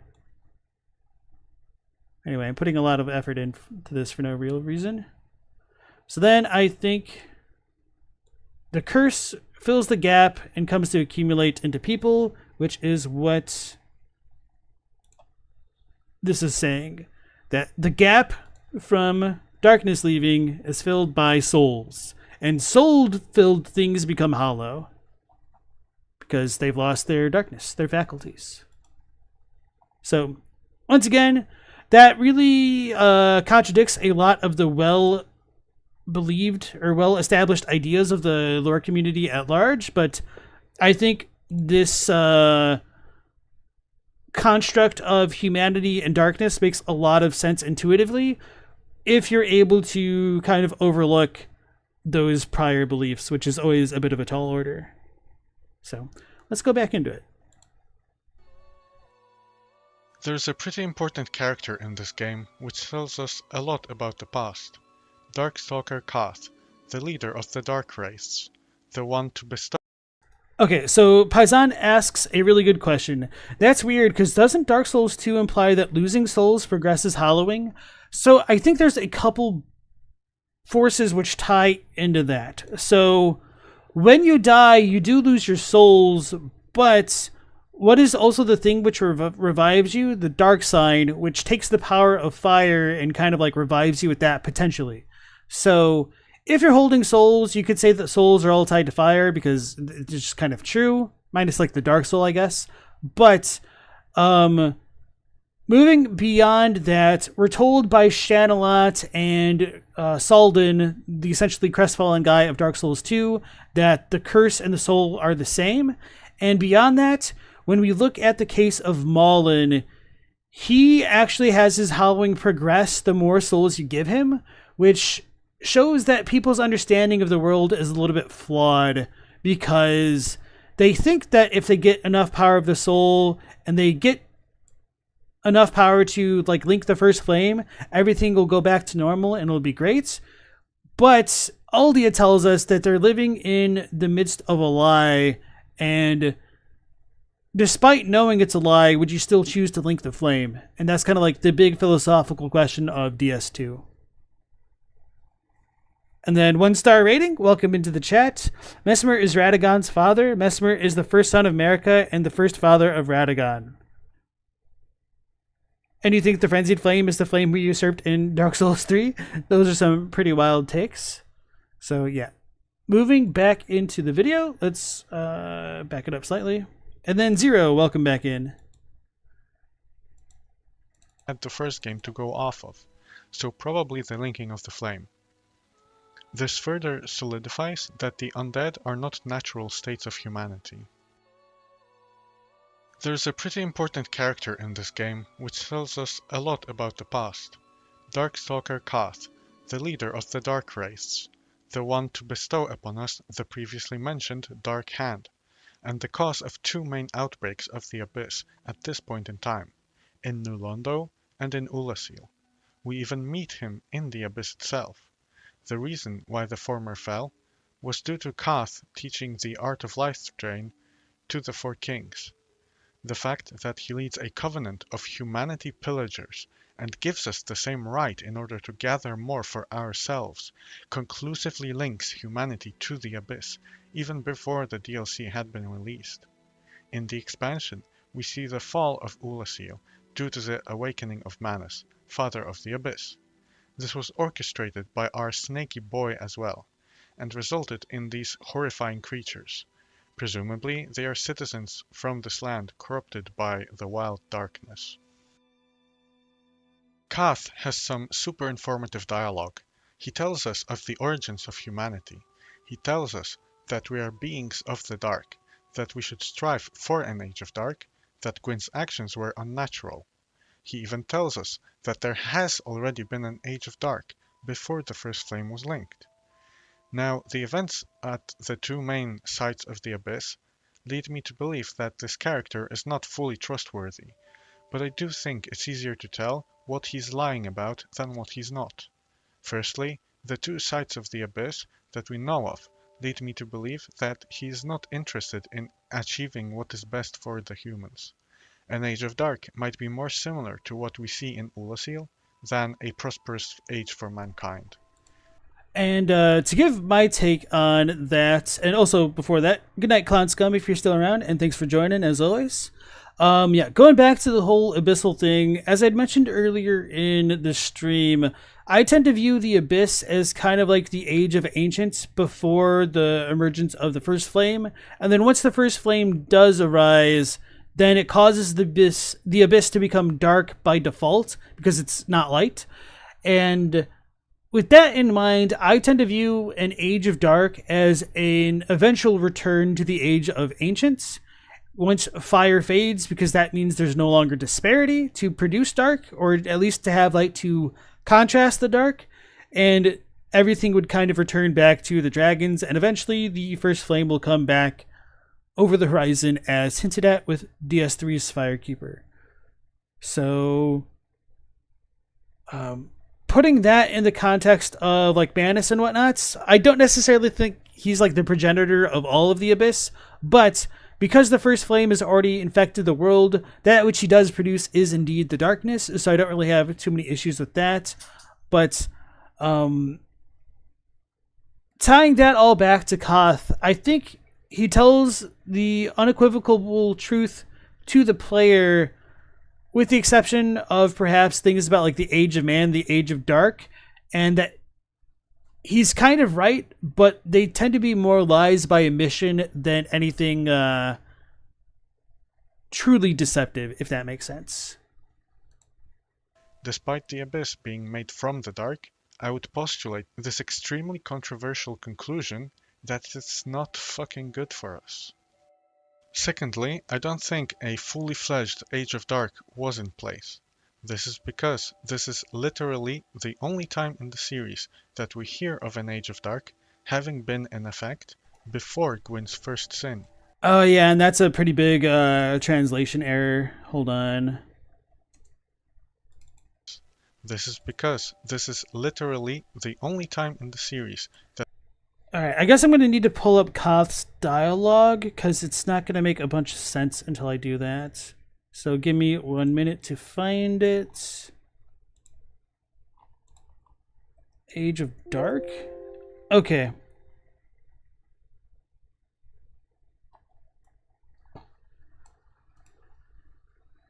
So, where are we at? You're astonishing. The truth I shall share without sentiment.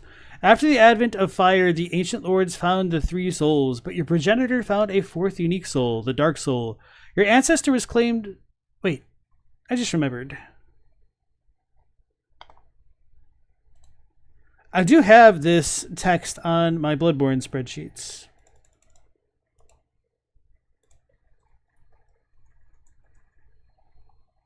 Okay. So, yeah, I'll finish reading this. And soon... Wait. But you... whatever, I'll just read it off this.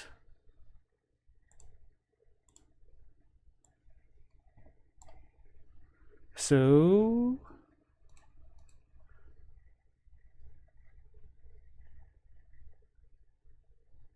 Official English, Japanese, less literal. What? I don't even remember what I was doing with this. Oh, okay. I see what I did. I just didn't have... Okay. So, this is like my work in progress page, so it's not really well sorted in anything. So this is the official localization. You are astonishing. The truth I shall share without sentiment. After the advent of fire, the ancient lords found the three souls, but your progenitor found a fourth, unique soul, the dark soul. Your ancestor claimed the dark soul and waited for fire to subside, And soon the flames did fade, and only dark remained. Thus began the Age of Men, the Age of Dark. So that's pretty bad. Why do I have this like that? Maybe I just copied too much. Wait, did I do that? Okay, so here's what I have for the equivalent Japanese. Then, let us talk without hiding the truth. Long ago, during the beginning of fire, your ancestors, after the four lords, discovered a fourth soul, the Dark Soul. The ancestors of your people gained the Dark Soul, awaited fire's end. At last, fire vanishes, only darkness remains. If you do, it's the Age of Man, of darkness. So obviously, oh, that's why I had less literal. So this is my literal translation, which kind of sounds awkward as hell when you translate that literally. But here's something a bit more localized, but not officially. Then, let us speak true without hiding anything. Long ago, in the beginning of fire, after the old lords, the ancestors of man discovered a fourth soul, the Dark Soul. The ancestors of man took the Dark Soul and awaited the end of fire. Once fire finally fades, only darkness will remain. It would be an age of man, of darkness. So that, I think, makes a lot more sense, which is kind of a little bit unintuitive. Maybe not unintuitive, but just like it doesn't translate directly very well is what I'm saying. So it's really clear that the age did not fade, or that the flames did not fade, and that like the Age of Man had already begun. He's saying it will be, but part of the issue with that is in Japanese there is no future tense, so it's present tense, but they also put it in past tense, which is just it's really clear that that is not what should have been. So anyway, I don't sound very old womanish. Well, hopefully that is more like an old man, because that's Kath, not Kathy. But yeah, he's a dude, I think. Well, Snick. Stella says, why is it on the Bloodborne spreadsheet? Because before I ever like really made content, I was just going through and translating Bloodborne stuff, and when I was looking at Dark Souls stuff, I thought it'd be nice to just work off of, well, I don't remember if I'd had this shared publicly at that point, but it was just kind of like a translation sheet that kind of grew over time, and that's kind of why it's here. So it's on its own little tab. So yeah, if you guys are so curious about some more Dark Souls stuff, I don't have like a ton on here, but I mean, there's a decent chunk of things that I've looked at, which I'm sure I've forgotten a bunch of things already. So yeah, it's pretty fun stuff. Anyway, enough of that. That we hear of an Age of Dark having been in effect before Gwyn's first sin. However, Kath goes on to suggest that the linking of the flame was a direct consequence of the supposed Age of Dark. So I wonder if he is referring to this short period of waning fire just before the first sin actually happened. Yeah, so the way that I look at it is that the fire was beginning to fade, and, you know, humans were licking their chops waiting for their turn to play on the Xbox, and Gwyn is like, no, it's my Xbox. And so he monopolizes the control over the system and doesn't let the humans have their turn to play, even though it'll just kind of be a bit of a falsehood, and that it'll kind of return to an age of no light, no disparity, and thus it would be a de facto Age of Ancients again. This would also explain why there were rare cases of the undead, such as Paladin Leroy, before this time. But if Hawkshaw's postulate is wrong, then this hypothesis of mine could just as well get thrown out the window and... So I think even if you had undead, that wouldn't necessarily contradict the whole thing about linking the flame. Because you could look at Gwyn wanting to make a legion of undying soldiers, and so let's say that the hollow body is a normal human body, and then once they die, the darkness leaves, and they're no longer of any use because they just become corpses on the ground with nothing to animate them. Well, Gwyn's like, well, that's not the best thing that I can use to fight a dragon. What if I gave a little bit of electroshock to the heart and put a seal of fire on our guys and allowed them to come back to life so they could keep fighting these dragons for me? That would lead into the creation of things like the slave knights, like Gale, and the ringed city knights, essentially. So that's kind of what makes sense to me. This line from Kath might be... Oh yeah, and of course that would predate the linking of the flame. And so now that he's kind of created these undead monsters, he's reaping the rewards where like the flame is fading and his things are coming back to life because that's what they were programmed to do. But now they're becoming monsters. Furthermore, items related to Manus, like the broken pendant, make a strong link between humanity and emotions. Emotions such as want, longing, fear, rage. Goff also talks about those as if they were results of the advent of disparity itself. Anyway, this trend continues on. Abyssal creatures are characterized by strong emotions, and their past usually involves some kind of strong emotions. For example, these hand monsters in Dark Souls 3 were at some point gluttonous women. Dark Souls 2 doesn't revolutionize our ideas of what the curse is, but it does make some strong revelations about the nature of fire and dark. There are two endings, much like in Dark Souls 1, but they represent different things. In the first game, we could choose to link the fire or become the Dark Lord. In the sequel, the two choices are represented by one ending. Okay, I was a little bit confused because he started off with Dark Souls 2 and he's like, there's two endings? I'm like, wait, what? What's he talking about? Okay. And the other one means something entirely different. The default ending sees you enter the kiln, and the Emerald Herald says, once the fire is linked, souls will flourish anew, and all of this will play out again. It is your choice to embrace or renounce this. We can embrace the linking of the flame, or renounce this and become the Dark Lord. They are one ending because it doesn't matter which option you choose, and Dark Souls 3 makes this even clearer. Since the first sin, the first flame has a tendency to fluctuate between light and dark, and never settles on either option. What you choose to do doesn't... And I would disagree with that notion that the flame fluctuates between light and dark, and I think that's just probably the unfortunate product of Koth's lines implying that it should have been an Age of Men and whatnot. matter. There is no clear way to get rid of the curse in general, or even to cure anyone of it. Linking the flame might stave it off for a bit, but the shadow will then be even darker.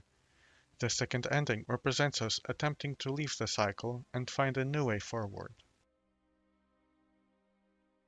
The most important thing from this game I would like to address is that Aldia says some really insightful things, mostly regarding the cycle of light and dark, but he has one specific line that people constantly quote.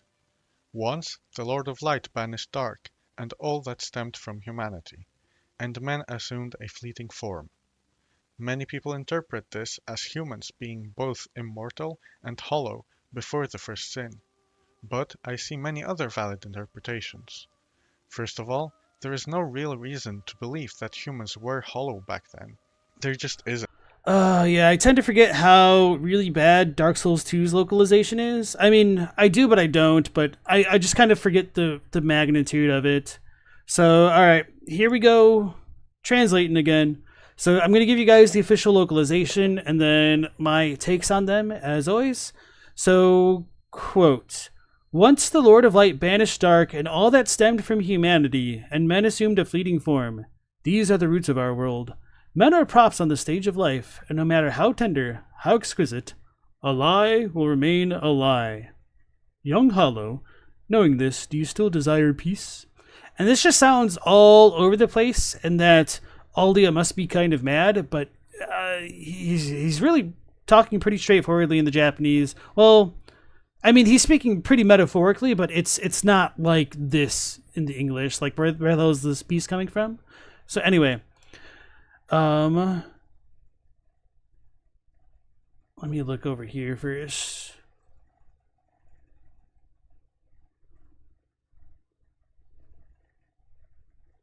Okay, so I think part of it is just like his dialogue is all over the place. In where it like where when you interact with him in the game. So quote, my version. Long ago, the one who became the Lord of Light sealed the darkness called by the name of man, and man received a trivial form. Such was the beginning of the order of this world. All man is in the midst of false life. In the end, no matter how sweet, however beautiful, a lie can be no more than a lie. Hollow, even now, is it still peace and stability you desire? What will you do? So, even though I said this is a bit more straightforward, it's I guess it's kind of not, and you do need to read between the lines a bit. The issue is the Japanese is kind of really awkwardly phrased here with the way that it's saying like the darkness which is called by the name of man. So this could be a specific form of dark, but that was sealed and put into a fleeting vessel. And like fleeting, why did I put trivial here? What's my own translation note? Oh, could be trivial as in made without much thought or importance, or it could be temporary, fleeting, transient. Most likely both in this case, I could see. So anyway, the way that I interpret this on a meta level is that the trivial form is a reference to the hollow form, and the darkness is man, because that's what Aldia is saying, and that also ties into Agdane's dialogue with men being one with the dark way in the back. Paisan thinks that Strayed has some of the coolest lore dialogue in the series. Yeah, Strayed really lays it out flat that he's seen many kingdoms come and fall, and nobody knows what the hell's going on. He's pretty real for that. So, obviously this is only one snippet of Aldia's dialogue, but his questions are kind of all following the same theme of, hey, you're hollow. If you make the choice of continuing to link the flame, you're going to prolong the cycle of a false life that has been given to you by Gwyn, of staying within these fake vessels, aka like your bodies. But bro, you're the dark.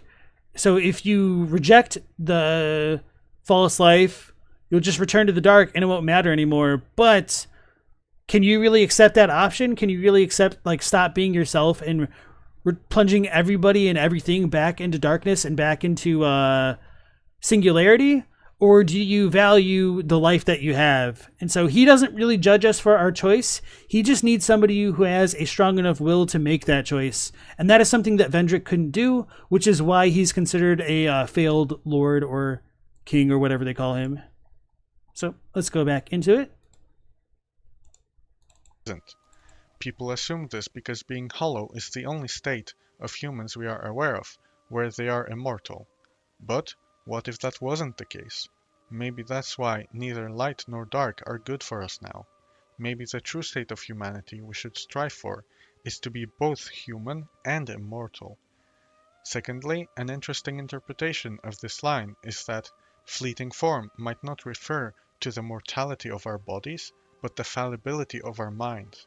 As in, the meaning of this monologue is, Gwyn linked the first flame, and then humans started going hollow and losing their sanity. Both of these interpretations are pretty valid in my eyes, and both are contradictory with the assumptions that humans had to be hollow in the past. Regardless, this line confirms what we already know, that the current state of humans is not natural. Let me back that up. I want to reevaluate what he said. Interpretations are pretty valid in my eyes, and both are contradictory with the assumptions that humans had to be hollow in the past. Regardless, this line confirms what we already know, that the current state of humans is... Hold on, let me back that up even further, apparently.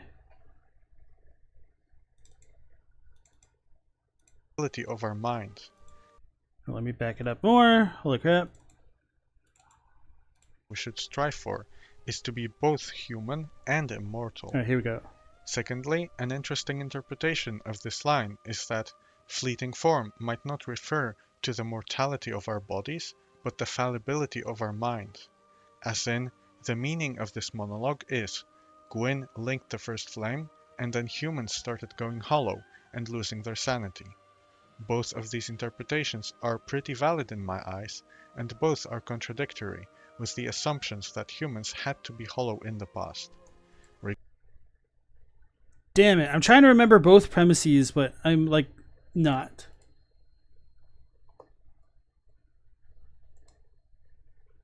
Gwyn linked the first flame, and then humans started going hollow and losing their sanity. Gwyn linked, humans went hollow, they lost their sanity, and both these interpretations. Both of these interpretations are pretty valid in. And they contradict. Hold on. I'm going to need to make a literal note of this because these sentences are a little bit too long. I'm not fully tracking. My eye. All right, so I'm going to go back all the way over here. This line is that fleeting form might not refer. Fleeting form equals fallibility of mind. Fallibility?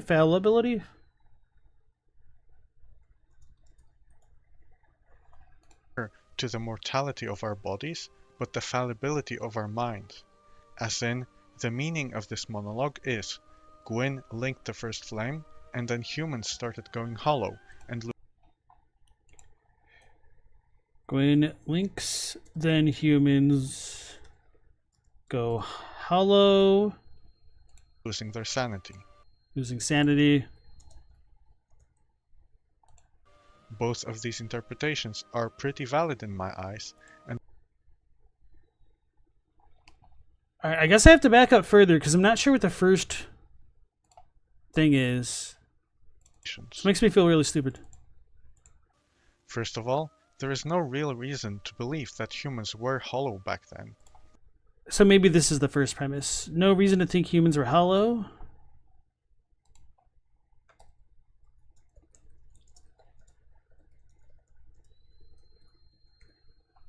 There just isn't. People assume this because being hollow is the only state of humans we are aware of, where they are immortal. But what if that wasn't the case? Okay, I think I get what he's saying. Maybe that's why neither light nor dark are good for us now. Maybe the true state of humanity we should strive for is to be both human and immortal. True state is both human and immortal. So, like the Londor set. Secondly, an interesting interpretation of this line is that fleeting form might not refer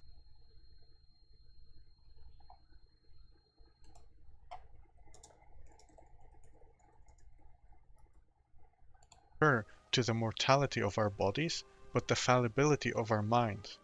As in, the meaning of this monologue is, Gwyn linked the first flame, and then humans started going hollow and losing their sanity. Both of these interpretations are pretty valid in my eyes, and both. Alright, so he thinks that there's no reason to think humans were hollow originally, and that when Gwyn linked, that could have caused people to go hollow. Okay, now I'm finally tracking. I don't know why that was so hard for me right then. So, let me leave that there for now. Pixie said, is it trying to relate the idea that the civilization is not the true face of man? If it is a lie that enslaves us, but to embrace our true human nature ain't so great either? It is a lie that enslaves us, but to embrace our true human nature ain't so great either. And I think that's part of the issue, because within the world of Dark Souls, they literally see the darkness as a cannibalistic force that consumes itself and others and everything around it. Like, I don't blame anybody in the world of Dark Souls for wanting to link the flame when you've got monsters like the Four Kings and the Dark Wraiths going around grab-handing people and sucking out their souls. That seems not so great. But I mean, that is kind of one of the darker natures of humanity that people need to embrace and accept. That there is that kind of darkness inherent within all of them. And as Oswald of Kareem would say, to sin is to live, which is kind of messed up, but kind of true in many senses as far as Dark Souls is concerned.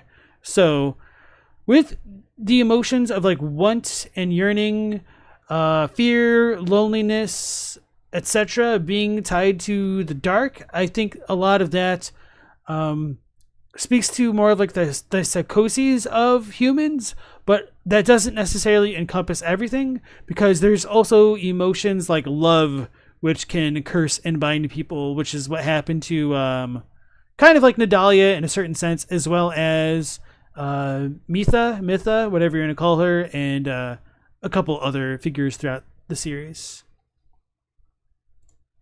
Are contradictory with the assumptions that humans had to be hollow in the past. Regardless, this line confirms what we already know, that the current state of humans is not natural.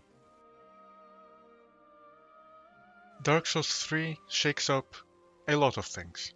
First and foremost, we don't play just as an undead, we play as an unkindled, which is significantly different.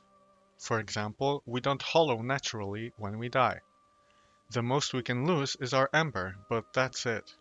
This alone proves that, while we do resurrect, the curse does not work the same way as on regular undead.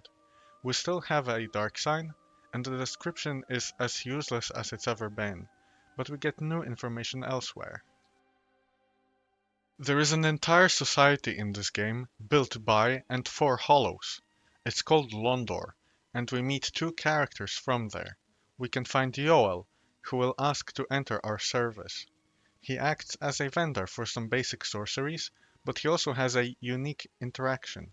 We can choose to draw out true strength.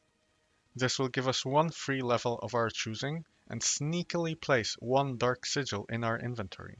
For every dark sigil we have, we will gain 1 point of hollowing every time we die. This makes no functional difference, but it's important to the story. Yoel will let us get a free level when we reach certain breakpoints based on how much hollowing we have. We can do this a total of 5 times.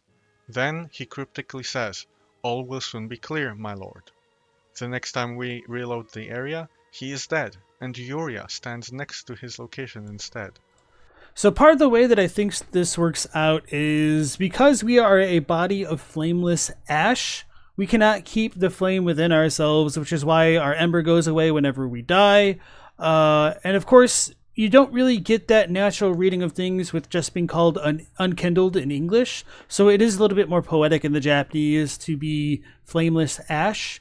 And when Yoel puts those dark sigils on our body, I think that's causing our inner darkness to leave us. And we're told that the curse, which would be like the curse of fire, the curse of going undead and hollowing, kind of fills in the gap that was left there. So with the curse being tied to the soul and the soul being tied to flame, we are essentially a hollow body that will allow the flame to take purchase within ourselves. So we are kind of literally becoming the vessel for a flame, the more hollowed we become, which might be why we can ultimately usurp the first flame through this ending specifically. Now, what exactly that means for that ending, I honestly don't entirely know. So, rip the dream. She is in some sort of position of authority in Londor, and she eggs you on to usurp the first flame, for the sake of all hollows. In this game, there is a strong connection between the hollows and themes of deception and the occult. Yuria does sell some dark-related items, like the Dark Hand. When she is killed, she directly name-drops Kath, saying he was failed. I'm not gonna sugarcoat it, but the whole thing seems really sus to me. The fact that Yuria appears right when Yoel goes kaput makes it not seem like a coincidence that we met him. She sells items which help you hide your nature, like purging stones or this illusory ring, or items about sapping the life from your foes, poison throwing knives, and the Dark Hand. She even eggs you on to kill Orbeck, under the pretense that he is vying for being Lord of Hollows as well, even though he's not even fucking hollow. And if you follow through, she gives you the Morion Blade, which bleeds your foes dry. There is a... Actually, yeah, I wonder if not Yol, but what's his face? Orbeck takes more damage from the Hollow Slaying Blade or whatnot. I kind of assumed that he might be flameless ash like we are, but who knows, functionally speaking. Strong connection to Koth, which leads me to believe that Londor is kind of like a new Londo 2.0, but with a side dish of Hollow. Let's talk about the Dark Sigil now. And I think that it can almost just be taken based off of the naming conventions. Damn it, like, what's that joke where they just, like, ever so slightly change a name, but it's essentially the same person? Because that's kind of like what's going on. New Londo? Londor? Definitely different individual here. Now, Vati conflates this item with the dark sign itself, but I think there is a reason those are separate. I do believe there is a reason the developers specifically made a point to make this a different item, with a distinct description. I'm gonna read it in full because it's interesting. A black gaping hole in the flesh that resembles the brand of an undead. The darkness of humanity seeps from this bottomless pitch black hole, the gap filled by the accumulation of the curse. This dark sigil will never heal, but there is a tale told of a firekeeper who returned from the abyss and brought great comfort to a bearer of the curse. The description goes out of its way to bring up that it resembles a dark sign, which I think means that there might be some connection, but it's not the same thing. Later, it says that humanity seeps from this hole, and that this hole was left by the accumulation of the curse. Wow. This says so much, and the way that I think he phrased that might be a little bit misleading, but I'm not sure if that's what he intended, so I'm a little bit curious to see where this is going to go. it kind of seals the deal for me, that hollowing is a result of loss of humanity. It seeps from this hole, which means that it must be leaving our body. It seeps from a hole, which is a hole because the curse has accumulated. This description suggests a weird order to things, that apparently the curse comes first, then you become hollow, and then your humanity is leaving you. I think it's the other way around, and that's kind of why I was concerned about the way he was reading it. Should I pull up that description again? Do I have it? Yeah, I'll just pull it back up. So obviously I've talked about this quite a bit already, so I might just be beating a dead horse, but I apologize. Oh, it's not one word. Duh. So, the dark sigil will never heal. Wait, no. The darkness of humanity seeps from this bottomless pitch black hole, the gap filled by the accumulation of the curse. It really sucks that they phrased it this way. It's so annoying. I'm trying to think of a good way to phrase this based off of the localization here.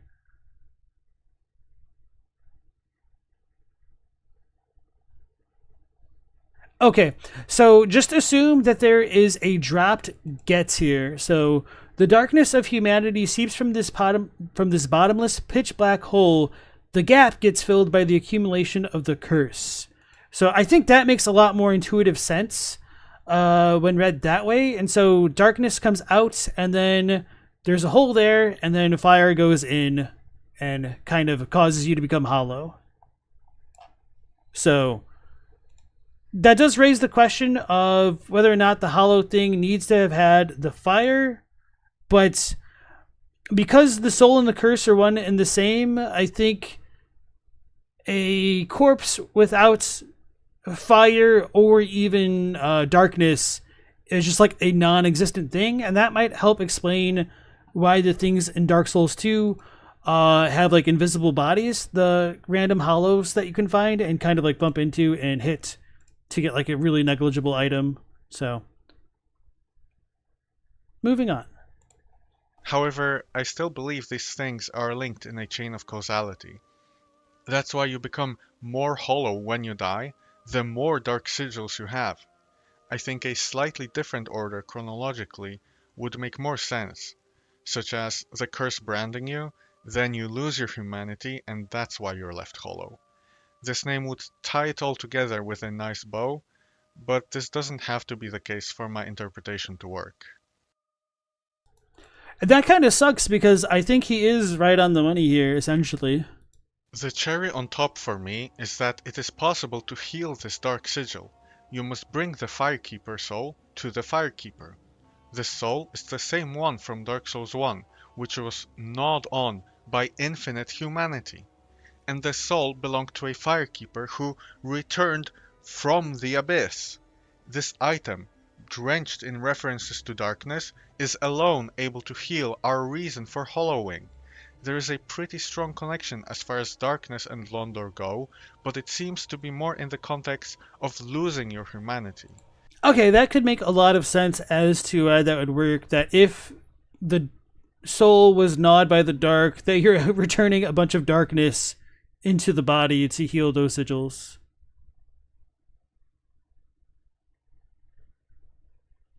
It's kind of weird, but there's a sense to it. I think I would need to muse about that a bit more to see how I ultimately feel about it.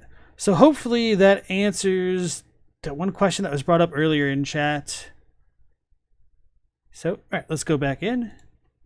And then we have the Firekeeper soul, an item emblematic of darkness, which can heal your dark sigils and stop you from ever hollowing again.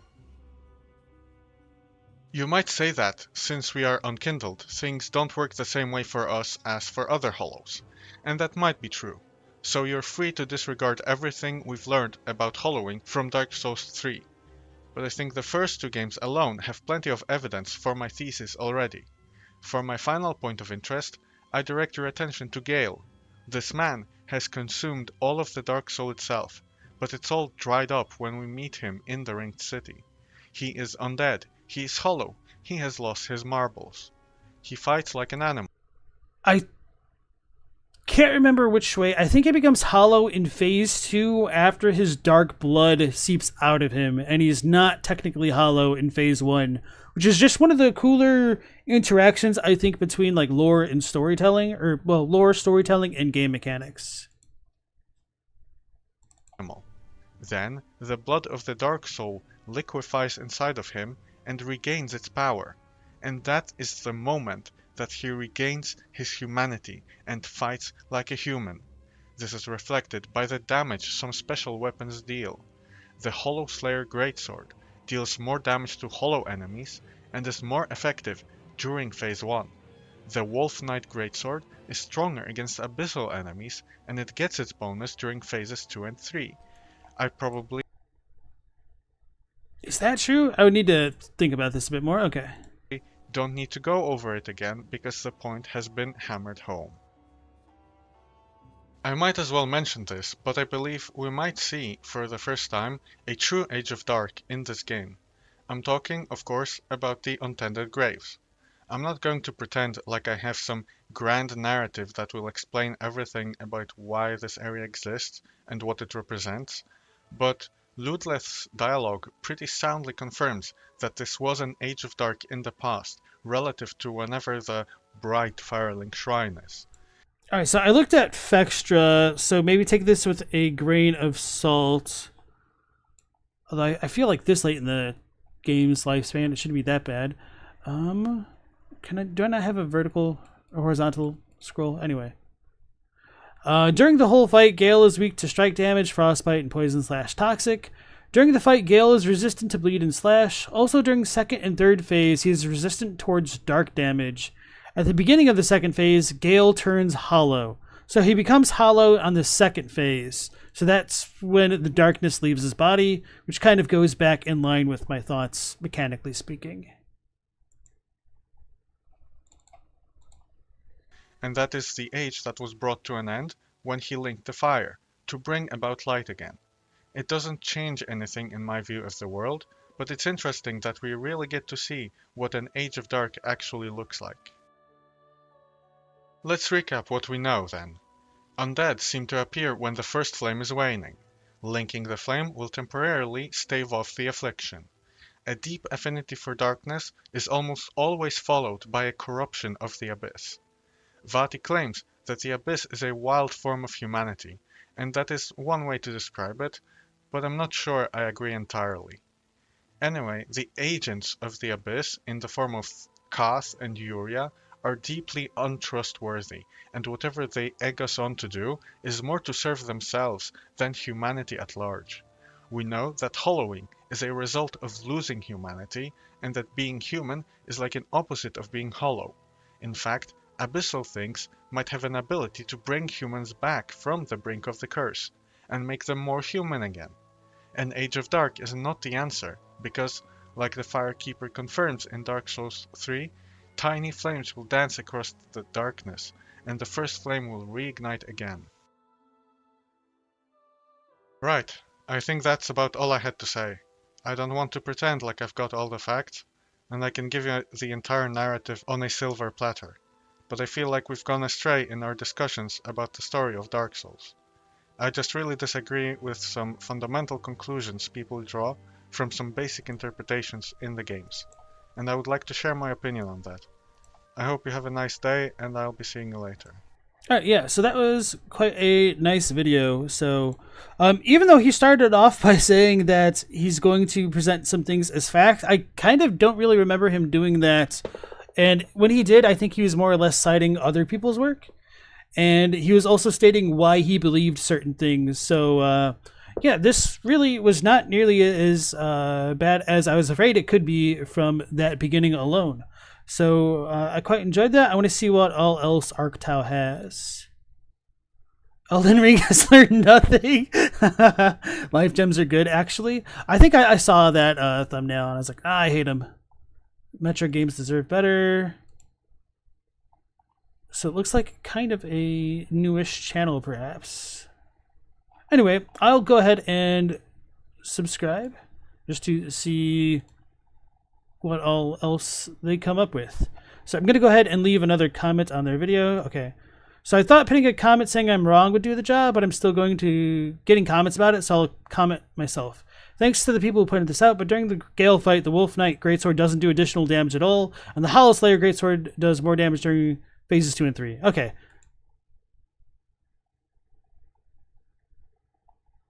So I'm going to go ahead like that. Hey man, I really enjoyed the video. I think there are some things about the Japanese text that can help recontextualize what we know about Dark Souls lore, and that they really help support many of your theories. As for the Dark Sigil interaction, I think you have it ultimately correct in that the darkness within man seeps out of their bodies and gets replaced by the soul curse flame of the dark sign, which ultimately turns them hollow. In other words, we go hollow once we lose our darkness as a byproduct of the flame, which may tie into how Gale goes hollow in phase 2 once the, what's it called? Dark Blood? Blood of the Dark Soul seeps out of his chest. Interestingly enough, he also seems to become embered and on fire in this section of the fights. I actually have, oh wait, I should say, by the way, I reacted to this video live on stream, and I also have a video talking about the nature of the deep, the dark, and the abyss of Dark Souls that I think you'd be interested in on my channel. And then was there something else that I wanted to mention to him about this stuff? All right. P.S. The line that Koth gives about an age of dark as though it already happened doesn't read that way at all in the Japanese, and instead he was trying to say that man was still awaiting the end of fire, meaning there still hasn't been a bona fide age of dark. Okay. So, right.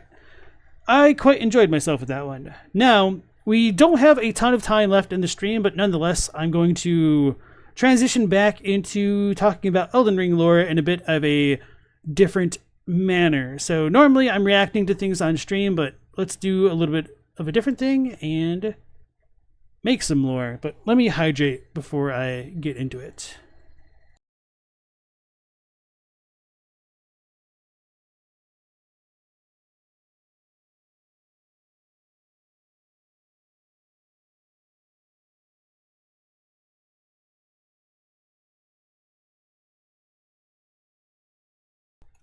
All right, so for anybody who's unaware, I made this kind of mural board when I was making one of my timeline videos for Elden Ring. It was a stream where I covered a bunch of things, and then I made another one to follow this, but it's not all that important. Where is my mouse? It's over here. Oh, okay. It really sucks having this on the white background. So you don't need to worry about any of this stuff over here because it's not really relevant, or even this stuff up here, but this is my public version of the board, which I've shared in the chat now if you guys want to peruse it. But like I said, this stuff kind of doesn't really matter right now for the purposes of this stream. But anyway, I have a limited amount of mural boards that I can use, so we're just kind of repurposing things here. So let's make text box, or let's do shape first.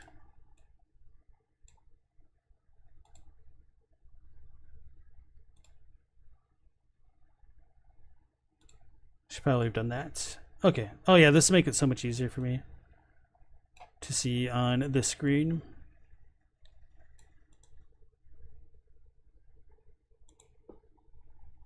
And then let's do another shape. Or, hold on.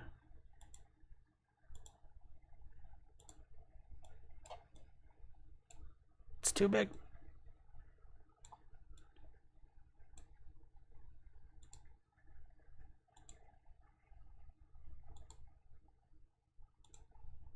That might help. And then my text color can be white, I guess. So what I'm going to say with this. All right. A potential timeline of Elden Ring taking things more at face value. So let's make this a little bit bigger.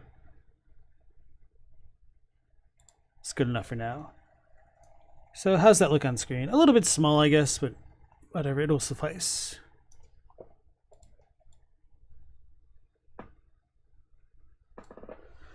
So what do I mean by taking things more at face value? Let's... Yeah.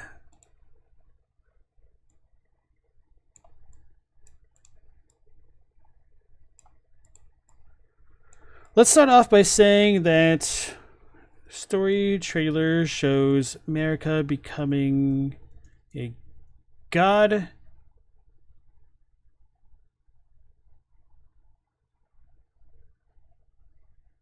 And the birth of the Erdtree. I thought there was an auto option. Whatever.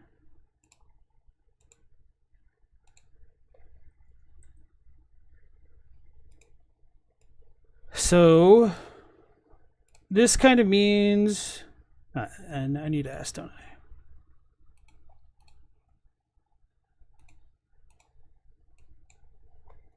Godfrey with America. Already beaten Sarash.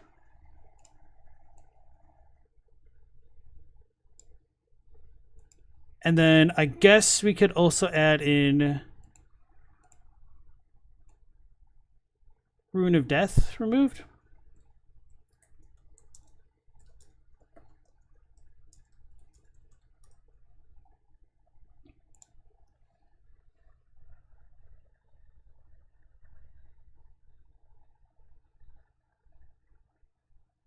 So if the birth of the Erdtree happened here,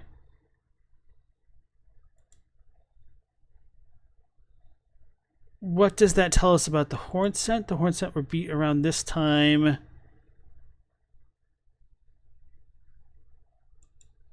The Rune of Death is removed. So, okay, I'll just put like Gloam-Eyed Queen defeated. Okay, yeah.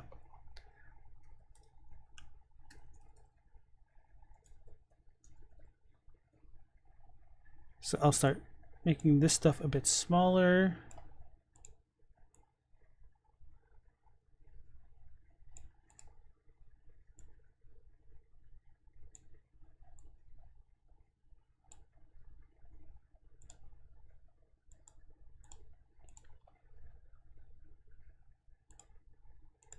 And so, oh wow, this looks awful. What?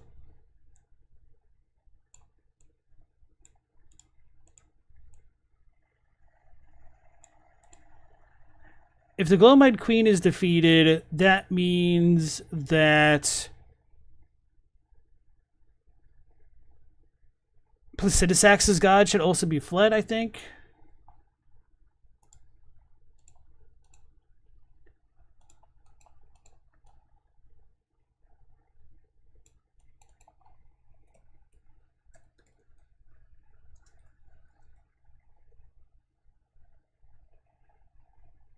Now, does that mean that Placidusax's god is the Gloam-Eyed Queen?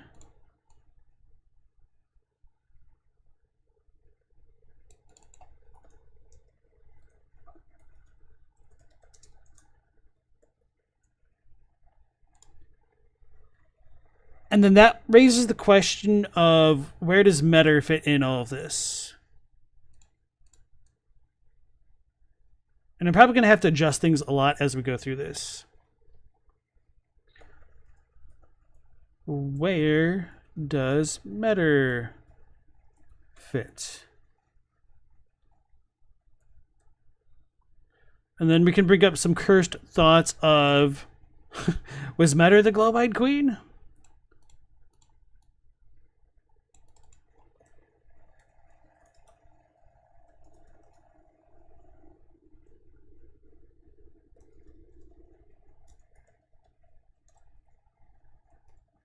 Was the Gloam-Eyed Queen Meta's Empyrean? Those are some questions that arise from this interpretation. Then,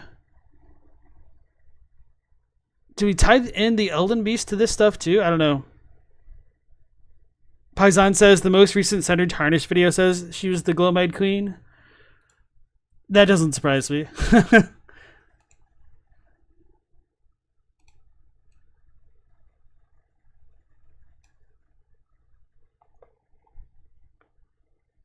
Did Gek have Elden Beast? What about the two fingers?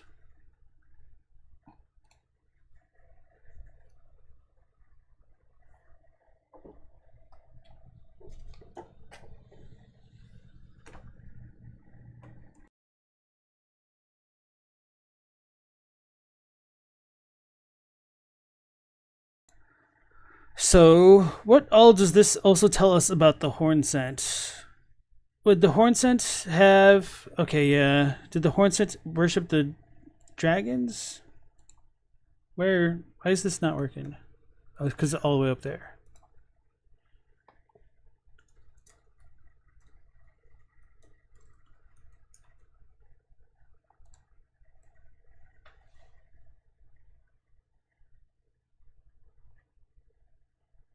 Let me think of where I want to put this.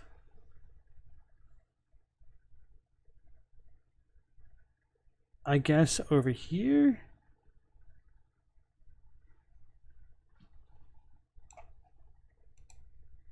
And then all of this stuff should tie into the crucible, I guess.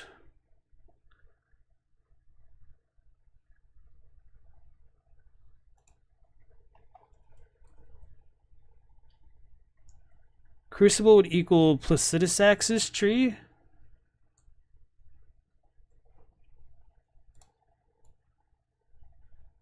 We'll leave this a little bit lower. Actually, let's do it like this. I guess that makes more sense. And then Matthew says, Matter doesn't seem to have anything to do with snakes or godskins, though, which makes you question the connection. Well, she is a mother, isn't she?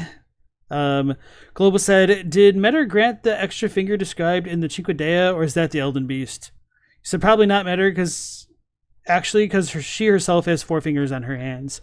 So I'm not sure what to make of that Cinque Dea description. I did like the possibility of there having been a 5 fingers at one point, but there's something about the way that Metter has been included which makes me less likely to believe that the 2 and the 3 fingers were ever one thing together, or if there's like another set of fingers that happen to be 5 fingers. And so there is still that possibility, but it's kind of weird that we're just told that Metter was the mother of all the 2 fingers and the finger creepers, because there is that ambiguity of like, well, then where did the 3 fingers come from? Was there a 5 fingers as mentioned by the Cinque Dea, or no? Is it literally just symbolic of intelligence for having 5?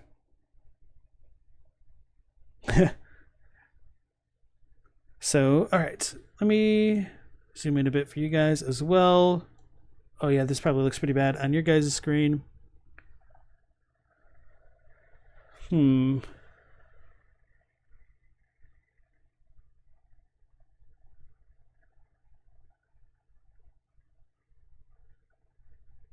So,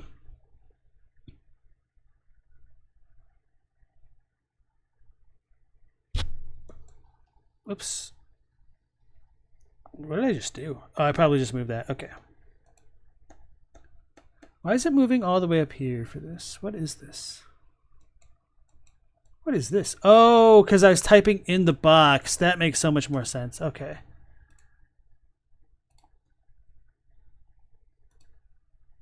Oh, so if I want to press S, I need to do it off the thing. Okay, that makes sense. Shows you guys how much I really use mirror boards. Was the Gek Melina. So yeah, I feel like even right here we have a big potential contradiction where if we take things at face value, that if the Gloam-Eyed Queen was Melina, then Melina would have needed to be defeated with the Hornsent culture. And while that's still a possibility, it's really awkward that we're told that she was born at the Erdtree, but that could be her spiritual form. And the whole nature of Empyreans is just kind of really weird to reconcile with this idea here.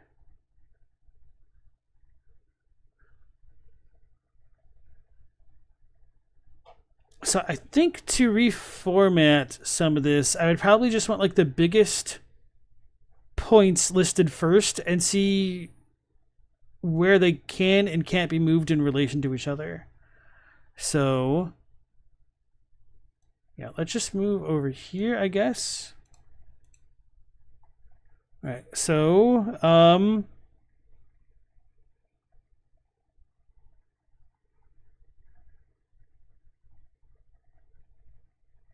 let's just type Placidusax's god.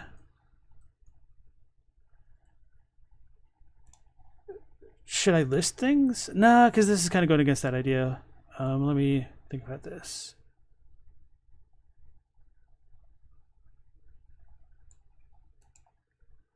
Is Placidusax related to the Crucible? I guess even that much is arguable, isn't it?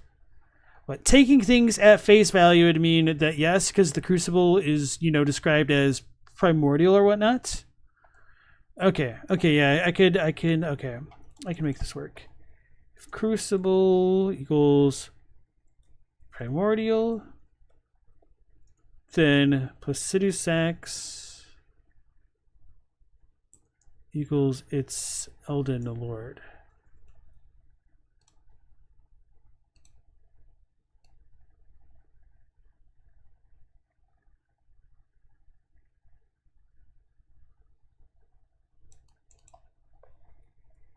Matter's arrival.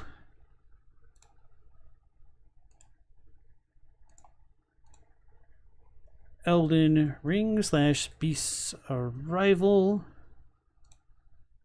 Because if Placidusax was the Lord, then you still kind of need the Elden Beast before that.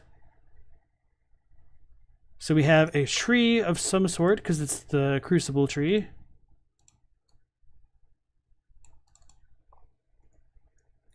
Why is this doing this? Crucible tree. And now Horn-Sent Revere Crucible.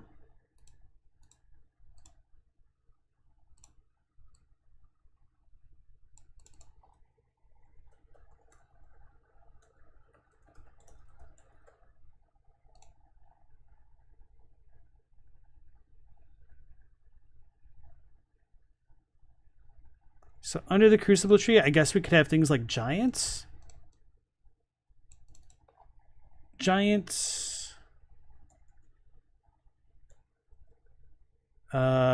Horn-Sent. What else? I guess Misbegotten.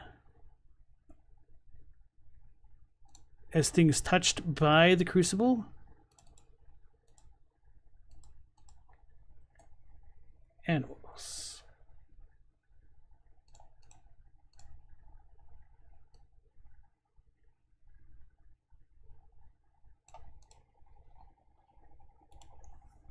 Matthew asks, do you think that Frenzied Flame / Frenzy being a red effect rather than yellow in earlier versions of the game has anything to do with the Crucible? All life was once blended together seems familiar. I don't know, because a lot of that stuff seems like it wasn't really well finalized at that point. And there's been really weird changes even with like...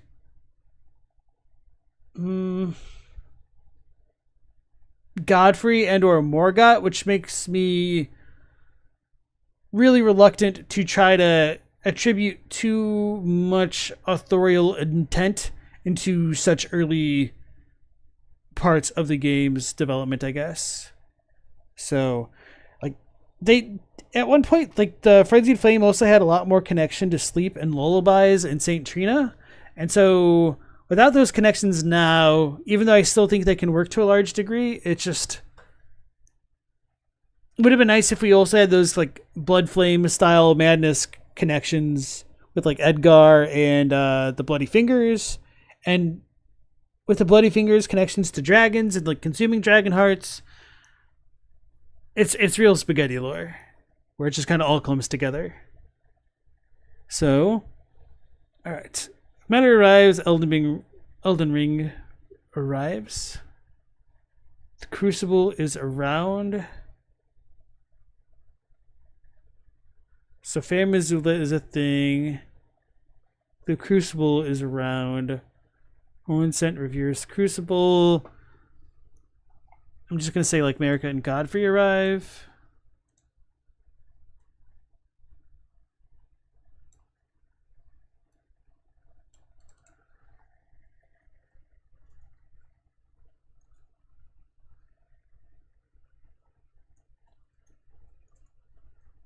Marika and Godfrey attain power.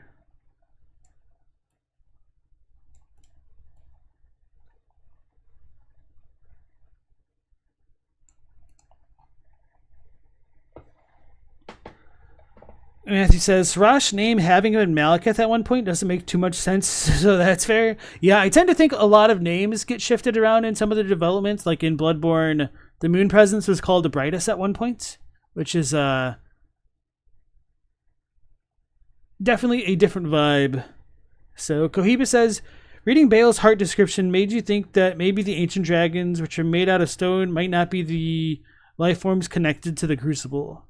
Right, so I'm not trying to state this stuff as definitive. And and you might have just come back into the stream, this is a potential timeline of Elden Ring when you take things more at face value and don't dig at it too much. And I'm just trying to do this as a bit of a thought experiment to kind of see what the timeline looks like.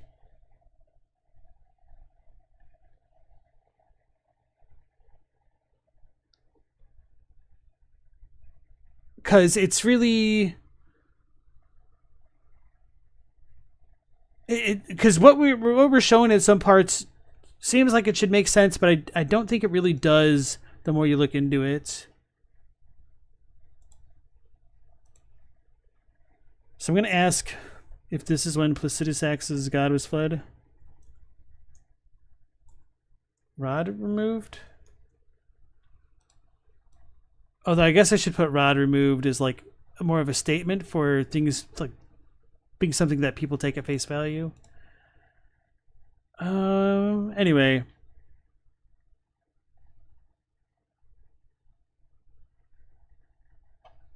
I guess I'm going to ask Bale.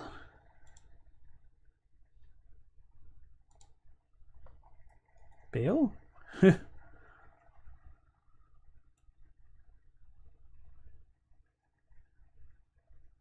Hold on, let's do this.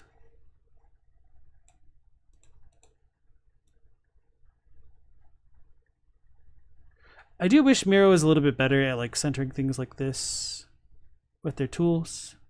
I mean, it's a really good program, but okay. Matthew used to think that when my Nightbot said stretch, it was responding to theories, like saying that sounds like a stretch. It's doing both. The first one is saying that the theory is a stretch. Now it's telling me to stretch. That's why it comes up with two messages. So let me make this a bit bigger.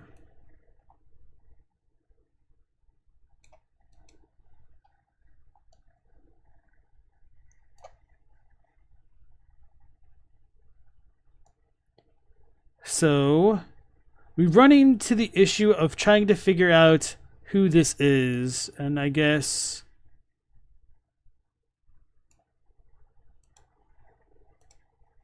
these I can just move over here.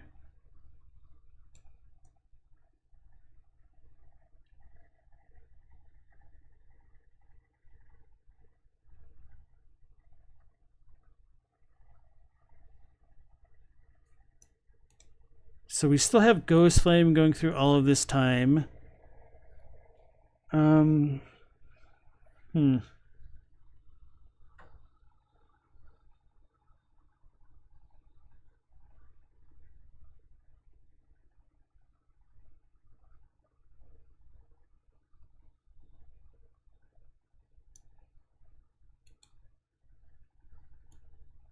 So I guess if you take things at face value, that if the Gloam-Eyed Queen was defeated by Marika, there is the question of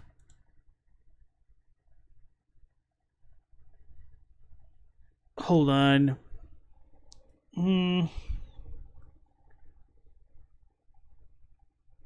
I guess there's the possibility that Placidusax's god could be an unnamed figure, and that the Gloam-Eyed Queen as Melina could have been collateral damage in Marika's rise to power, and that could explain why they would both be Empyreans. But if we think that she was the Gloam-Eyed Queen and that the Rune of Death was in the ring, then I think that should imply that the Gloam-Eyed Queen was directly connected to the ring, and then therefore should potentially be Placidusax's god if one takes that stuff super literally.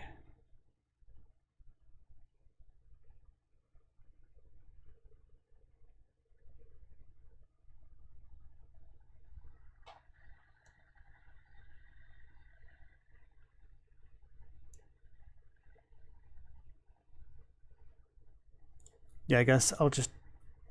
Whoopsies, what the hell? What the hell? Oh, because I made this one bigger. I think I know that's why. Yeah, because it just goes to the last size you used. I guess that makes sense.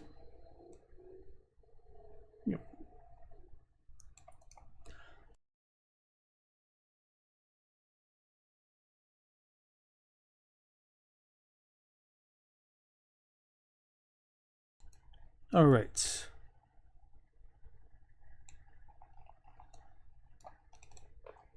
If Gek had the rune of death, then it should be in the Elden Ring. Therefore, Gek equal Placidus Sax's god?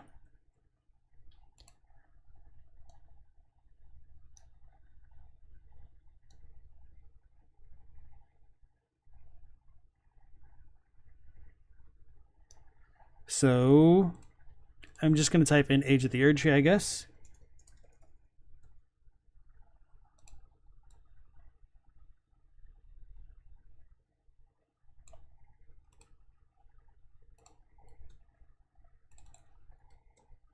Whoopsies. Godfrey.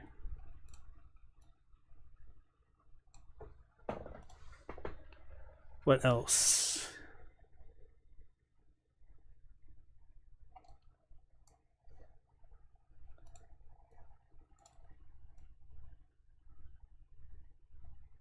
Erdtree Worship.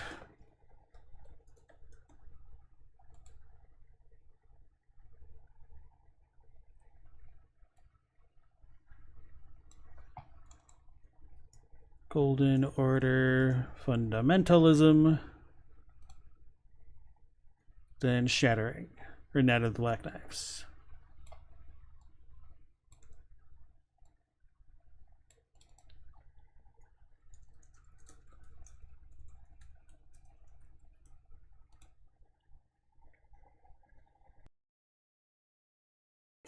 Matthew feels like the Gloam-Eyed Queen was Marika herself. You interpreted Ronnie's questline with the baleful shadows as the game's way of communicating this? Maybe Malekith defeating the Gloam-Eyed Queen was just a shadow keeping its Empyrean in line. I do tend to think that a lot more makes sense if Marika is the Gloam-Eyed Queen, but the downside of that is if she's the Gloam-Eyed Queen, it really mucks up a lot of the timeline, or maybe not the timeline, but it really helps muck up the fundamentals of identity as it pertains to Elden Ring even more than they already are. So a big part of me doesn't like that theory for that reason, even though I think it's one of the most sensible ones if you're trying to actually make a timeline that has a decent semblance of continuity, which, you know, who knows. So let's type in Radagon over here.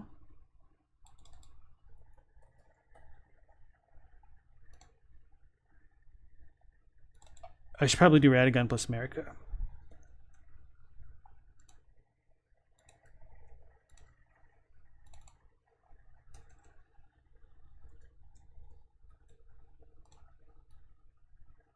Radagon to Renala. And Godfrey gets banished.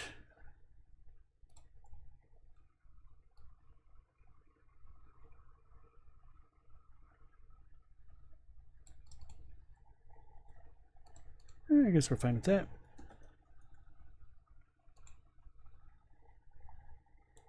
Matthew says, maybe Radagon wasn't actually Marika's other half. Maybe she had a purple-themed other self and her merging with Radagon was a result of the secret rite. Perhaps Miquella removing St. Trina is a clue. Hold on, let me reread this.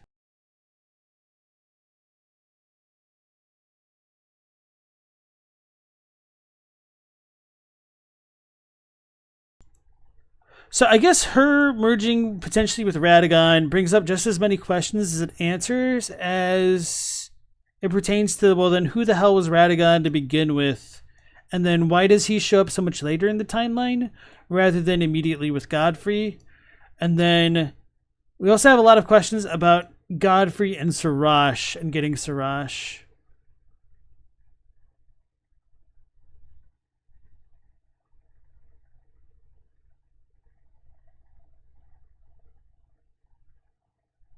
And then, like, what is Siraj's connection, if any, to the Horn Scent?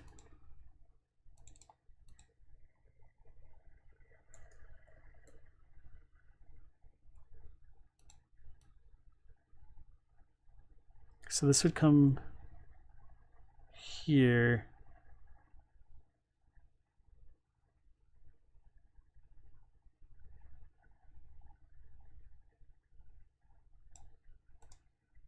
So, all right, so this is taking things at face value.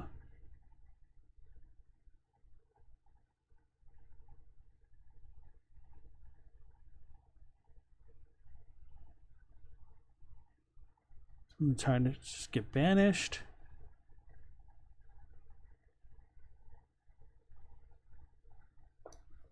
So yeah, I guess like a lot of the biggest points of contention are how does Metter fit in with Placidusax and the Elden Beast and like the Two Fingers, which doesn't have a good answer no matter how one interprets the timeline. But if one does think that Metter was Placidusax's god, then they would also need to consider when the Rune of Death was removed and what that means for Melina and the Elden Ring for having the Rune of Death in it, and why an Empyrean's ring or an Empyrean's rune would have been actually in the ring as opposed to something else.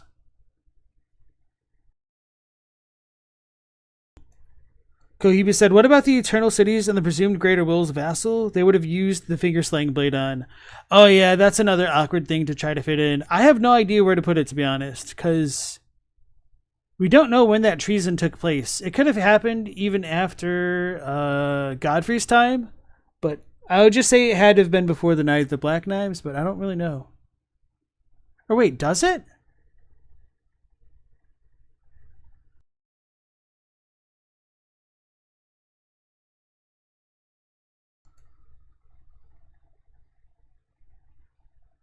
Could the finger slaying blade have coincided with the Night of the Black Knives?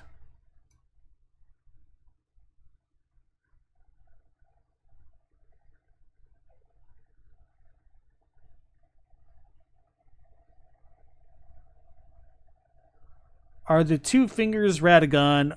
Is Radagon Marika's Two Fingers? Did he try to stab her? Did she try to stab him? But she failed? Is that why she needs a god-slaying blade? I don't like that, because it's just so wonky. Doesn't really have any relevance to our quest with Hugh, I mean. Well, I'll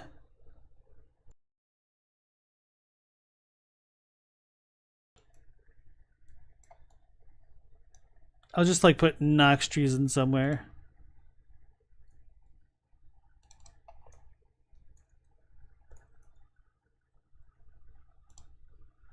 So when would the Nox treason have most likely happened? I guess, well, do we have much of a finger involvement with Placidusax's reign? Maybe this could coincide with Marika's rise to power. I think in a lot of ways that makes a lot of sense. But it also raises just as many questions.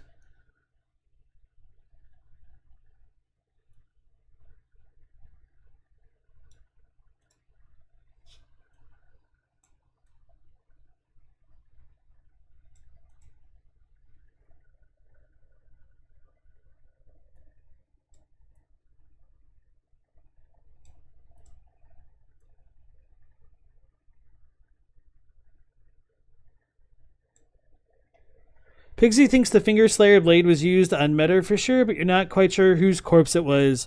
Maybe part of Placidusax or the Dragon God, because you think Bale was a Lord of Night. You think Bale was a Lord of Night?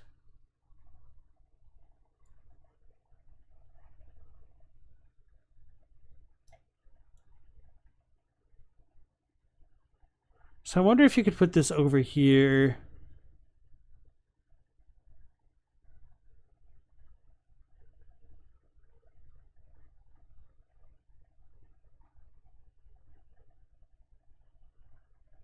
So I guess like the Age of the Dragons could have ended before the Age of the Giants. And that would make a lot of sense for a lot of reasons, and like putting Bale over here. But then we still have that oddity of trying to fit in the Crucible Tree with Placidusax. Or maybe it could have been like more inactive for a while. And then to whom would the Crucible Tree belong if not Placidusax, I guess? was it usurped from him? It seems like the ending of the Crucible Tree and its god should coincide with Marika's rise to power. You think Bale's a dragonkin soldier that worked? Let me think about that.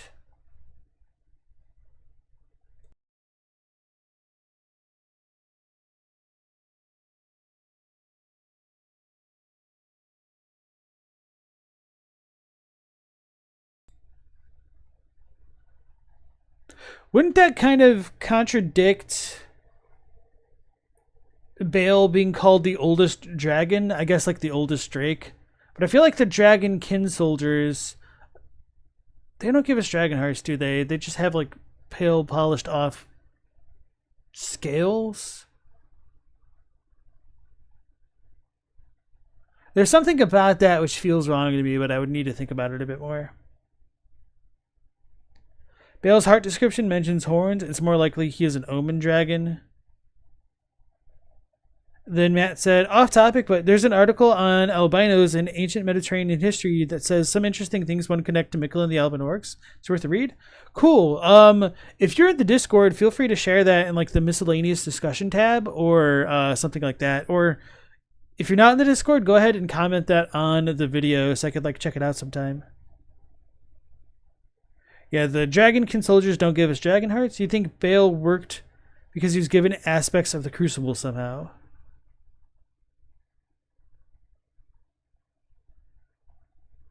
I think I would be way more willing to accept that if he used ice lightning rather than a more fiery kind. There are quite a lot of links, but for starters, you just look at his face and the dragonkin soldier's face, the chin. Well, at least with that point, you could say that the dragonkin soldiers also look more like the ancient dragons than Bale. Maybe. You think Silver Tears used to drop Gravelstone scales in 1.0, which points toward this being the way they were made.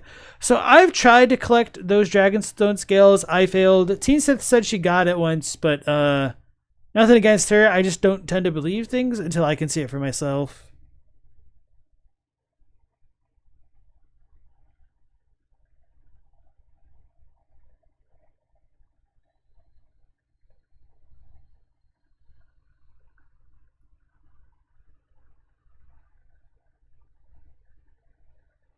All right, so let's think about this a bit more.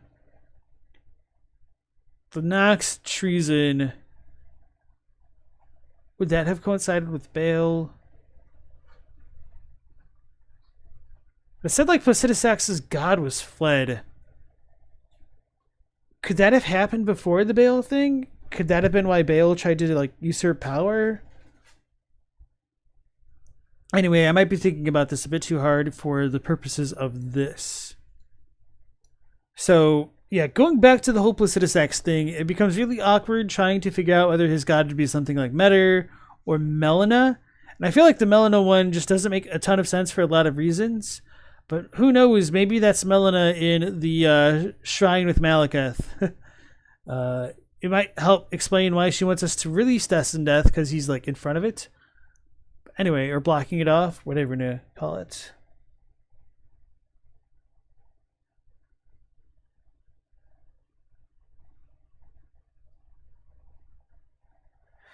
Yeah, I was wondering whether or not the war between the ancient dragons would have made Metter flee. I just wish I had more finger connections between the dragons and the two fingers at all. Or any of the fingers at all, Metter included. Because we have that little tiny bit about the Beastmen, but it's kind of always just listed as hearsay. And we don't know why exactly they left. There might have been that beast connection between Godfrey and Siraj having been the Beast Lord. So that much I can at least reconcile that way. But I'm still very curious how the hell Malekith is the Beastman of Fair Missoula and where Marika fits into all that. Which kind of throws a lot of questions into like the whole Placidusax god thing and like the horn scent of Anir Lim. Because Anir Lim in many ways just feels so separate from everything relating to Fair Missoula that the whole Marika thing becomes a bit of a mess again.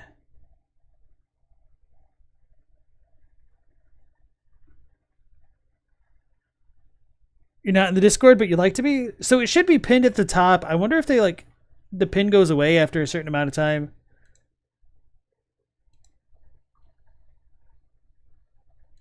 It's kind of wild, but if it's not at the top of the thing, it should certainly be in the video description somewhere, I hope. But you said you found it, so sweet. All right. Oh, yeah, and then Kyle brings up the twin birds. Your guess is still just the twin bird was Placidus Axe's god. The twin bird was Placidus Axe's god. Yeah, like the Onto style. Oh, damn it. All right, let me...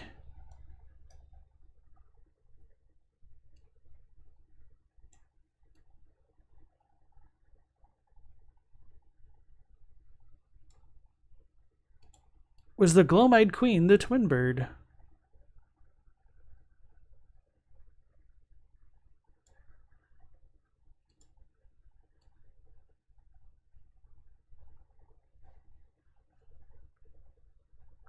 Wait, why would I put this there? I know like Death Flame is used, but I guess we don't really have a ton of connections with the twin bird and Fair Missoula beyond the goofy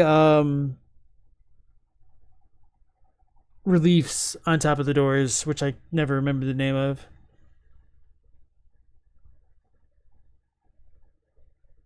Hey Captini, what are those small piles at the side of Grace? Could they be spirit ash or something similar because Melina only manifests near them? Maybe shed on purpose like Mikola did? I don't know. I kind of always thought they were like tree root analogs, but they do seem a little bit strange.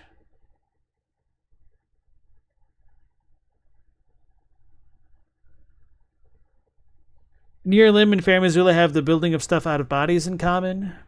And then... You thought they were falling leaves laying on the roots for the bonfires, essentially? Or not bonfires, but the sites of grace?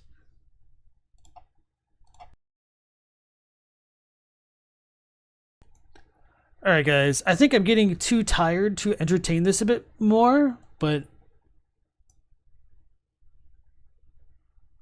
I might need to make the counterpart of like other ways the timeline can work. Oh, because we have a lot of questions about like the Mother of Truth. Oh, the Rot people and where they fit in. Ooh.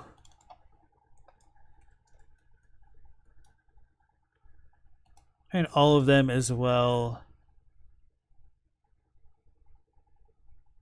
I feel like this would be even like further back almost.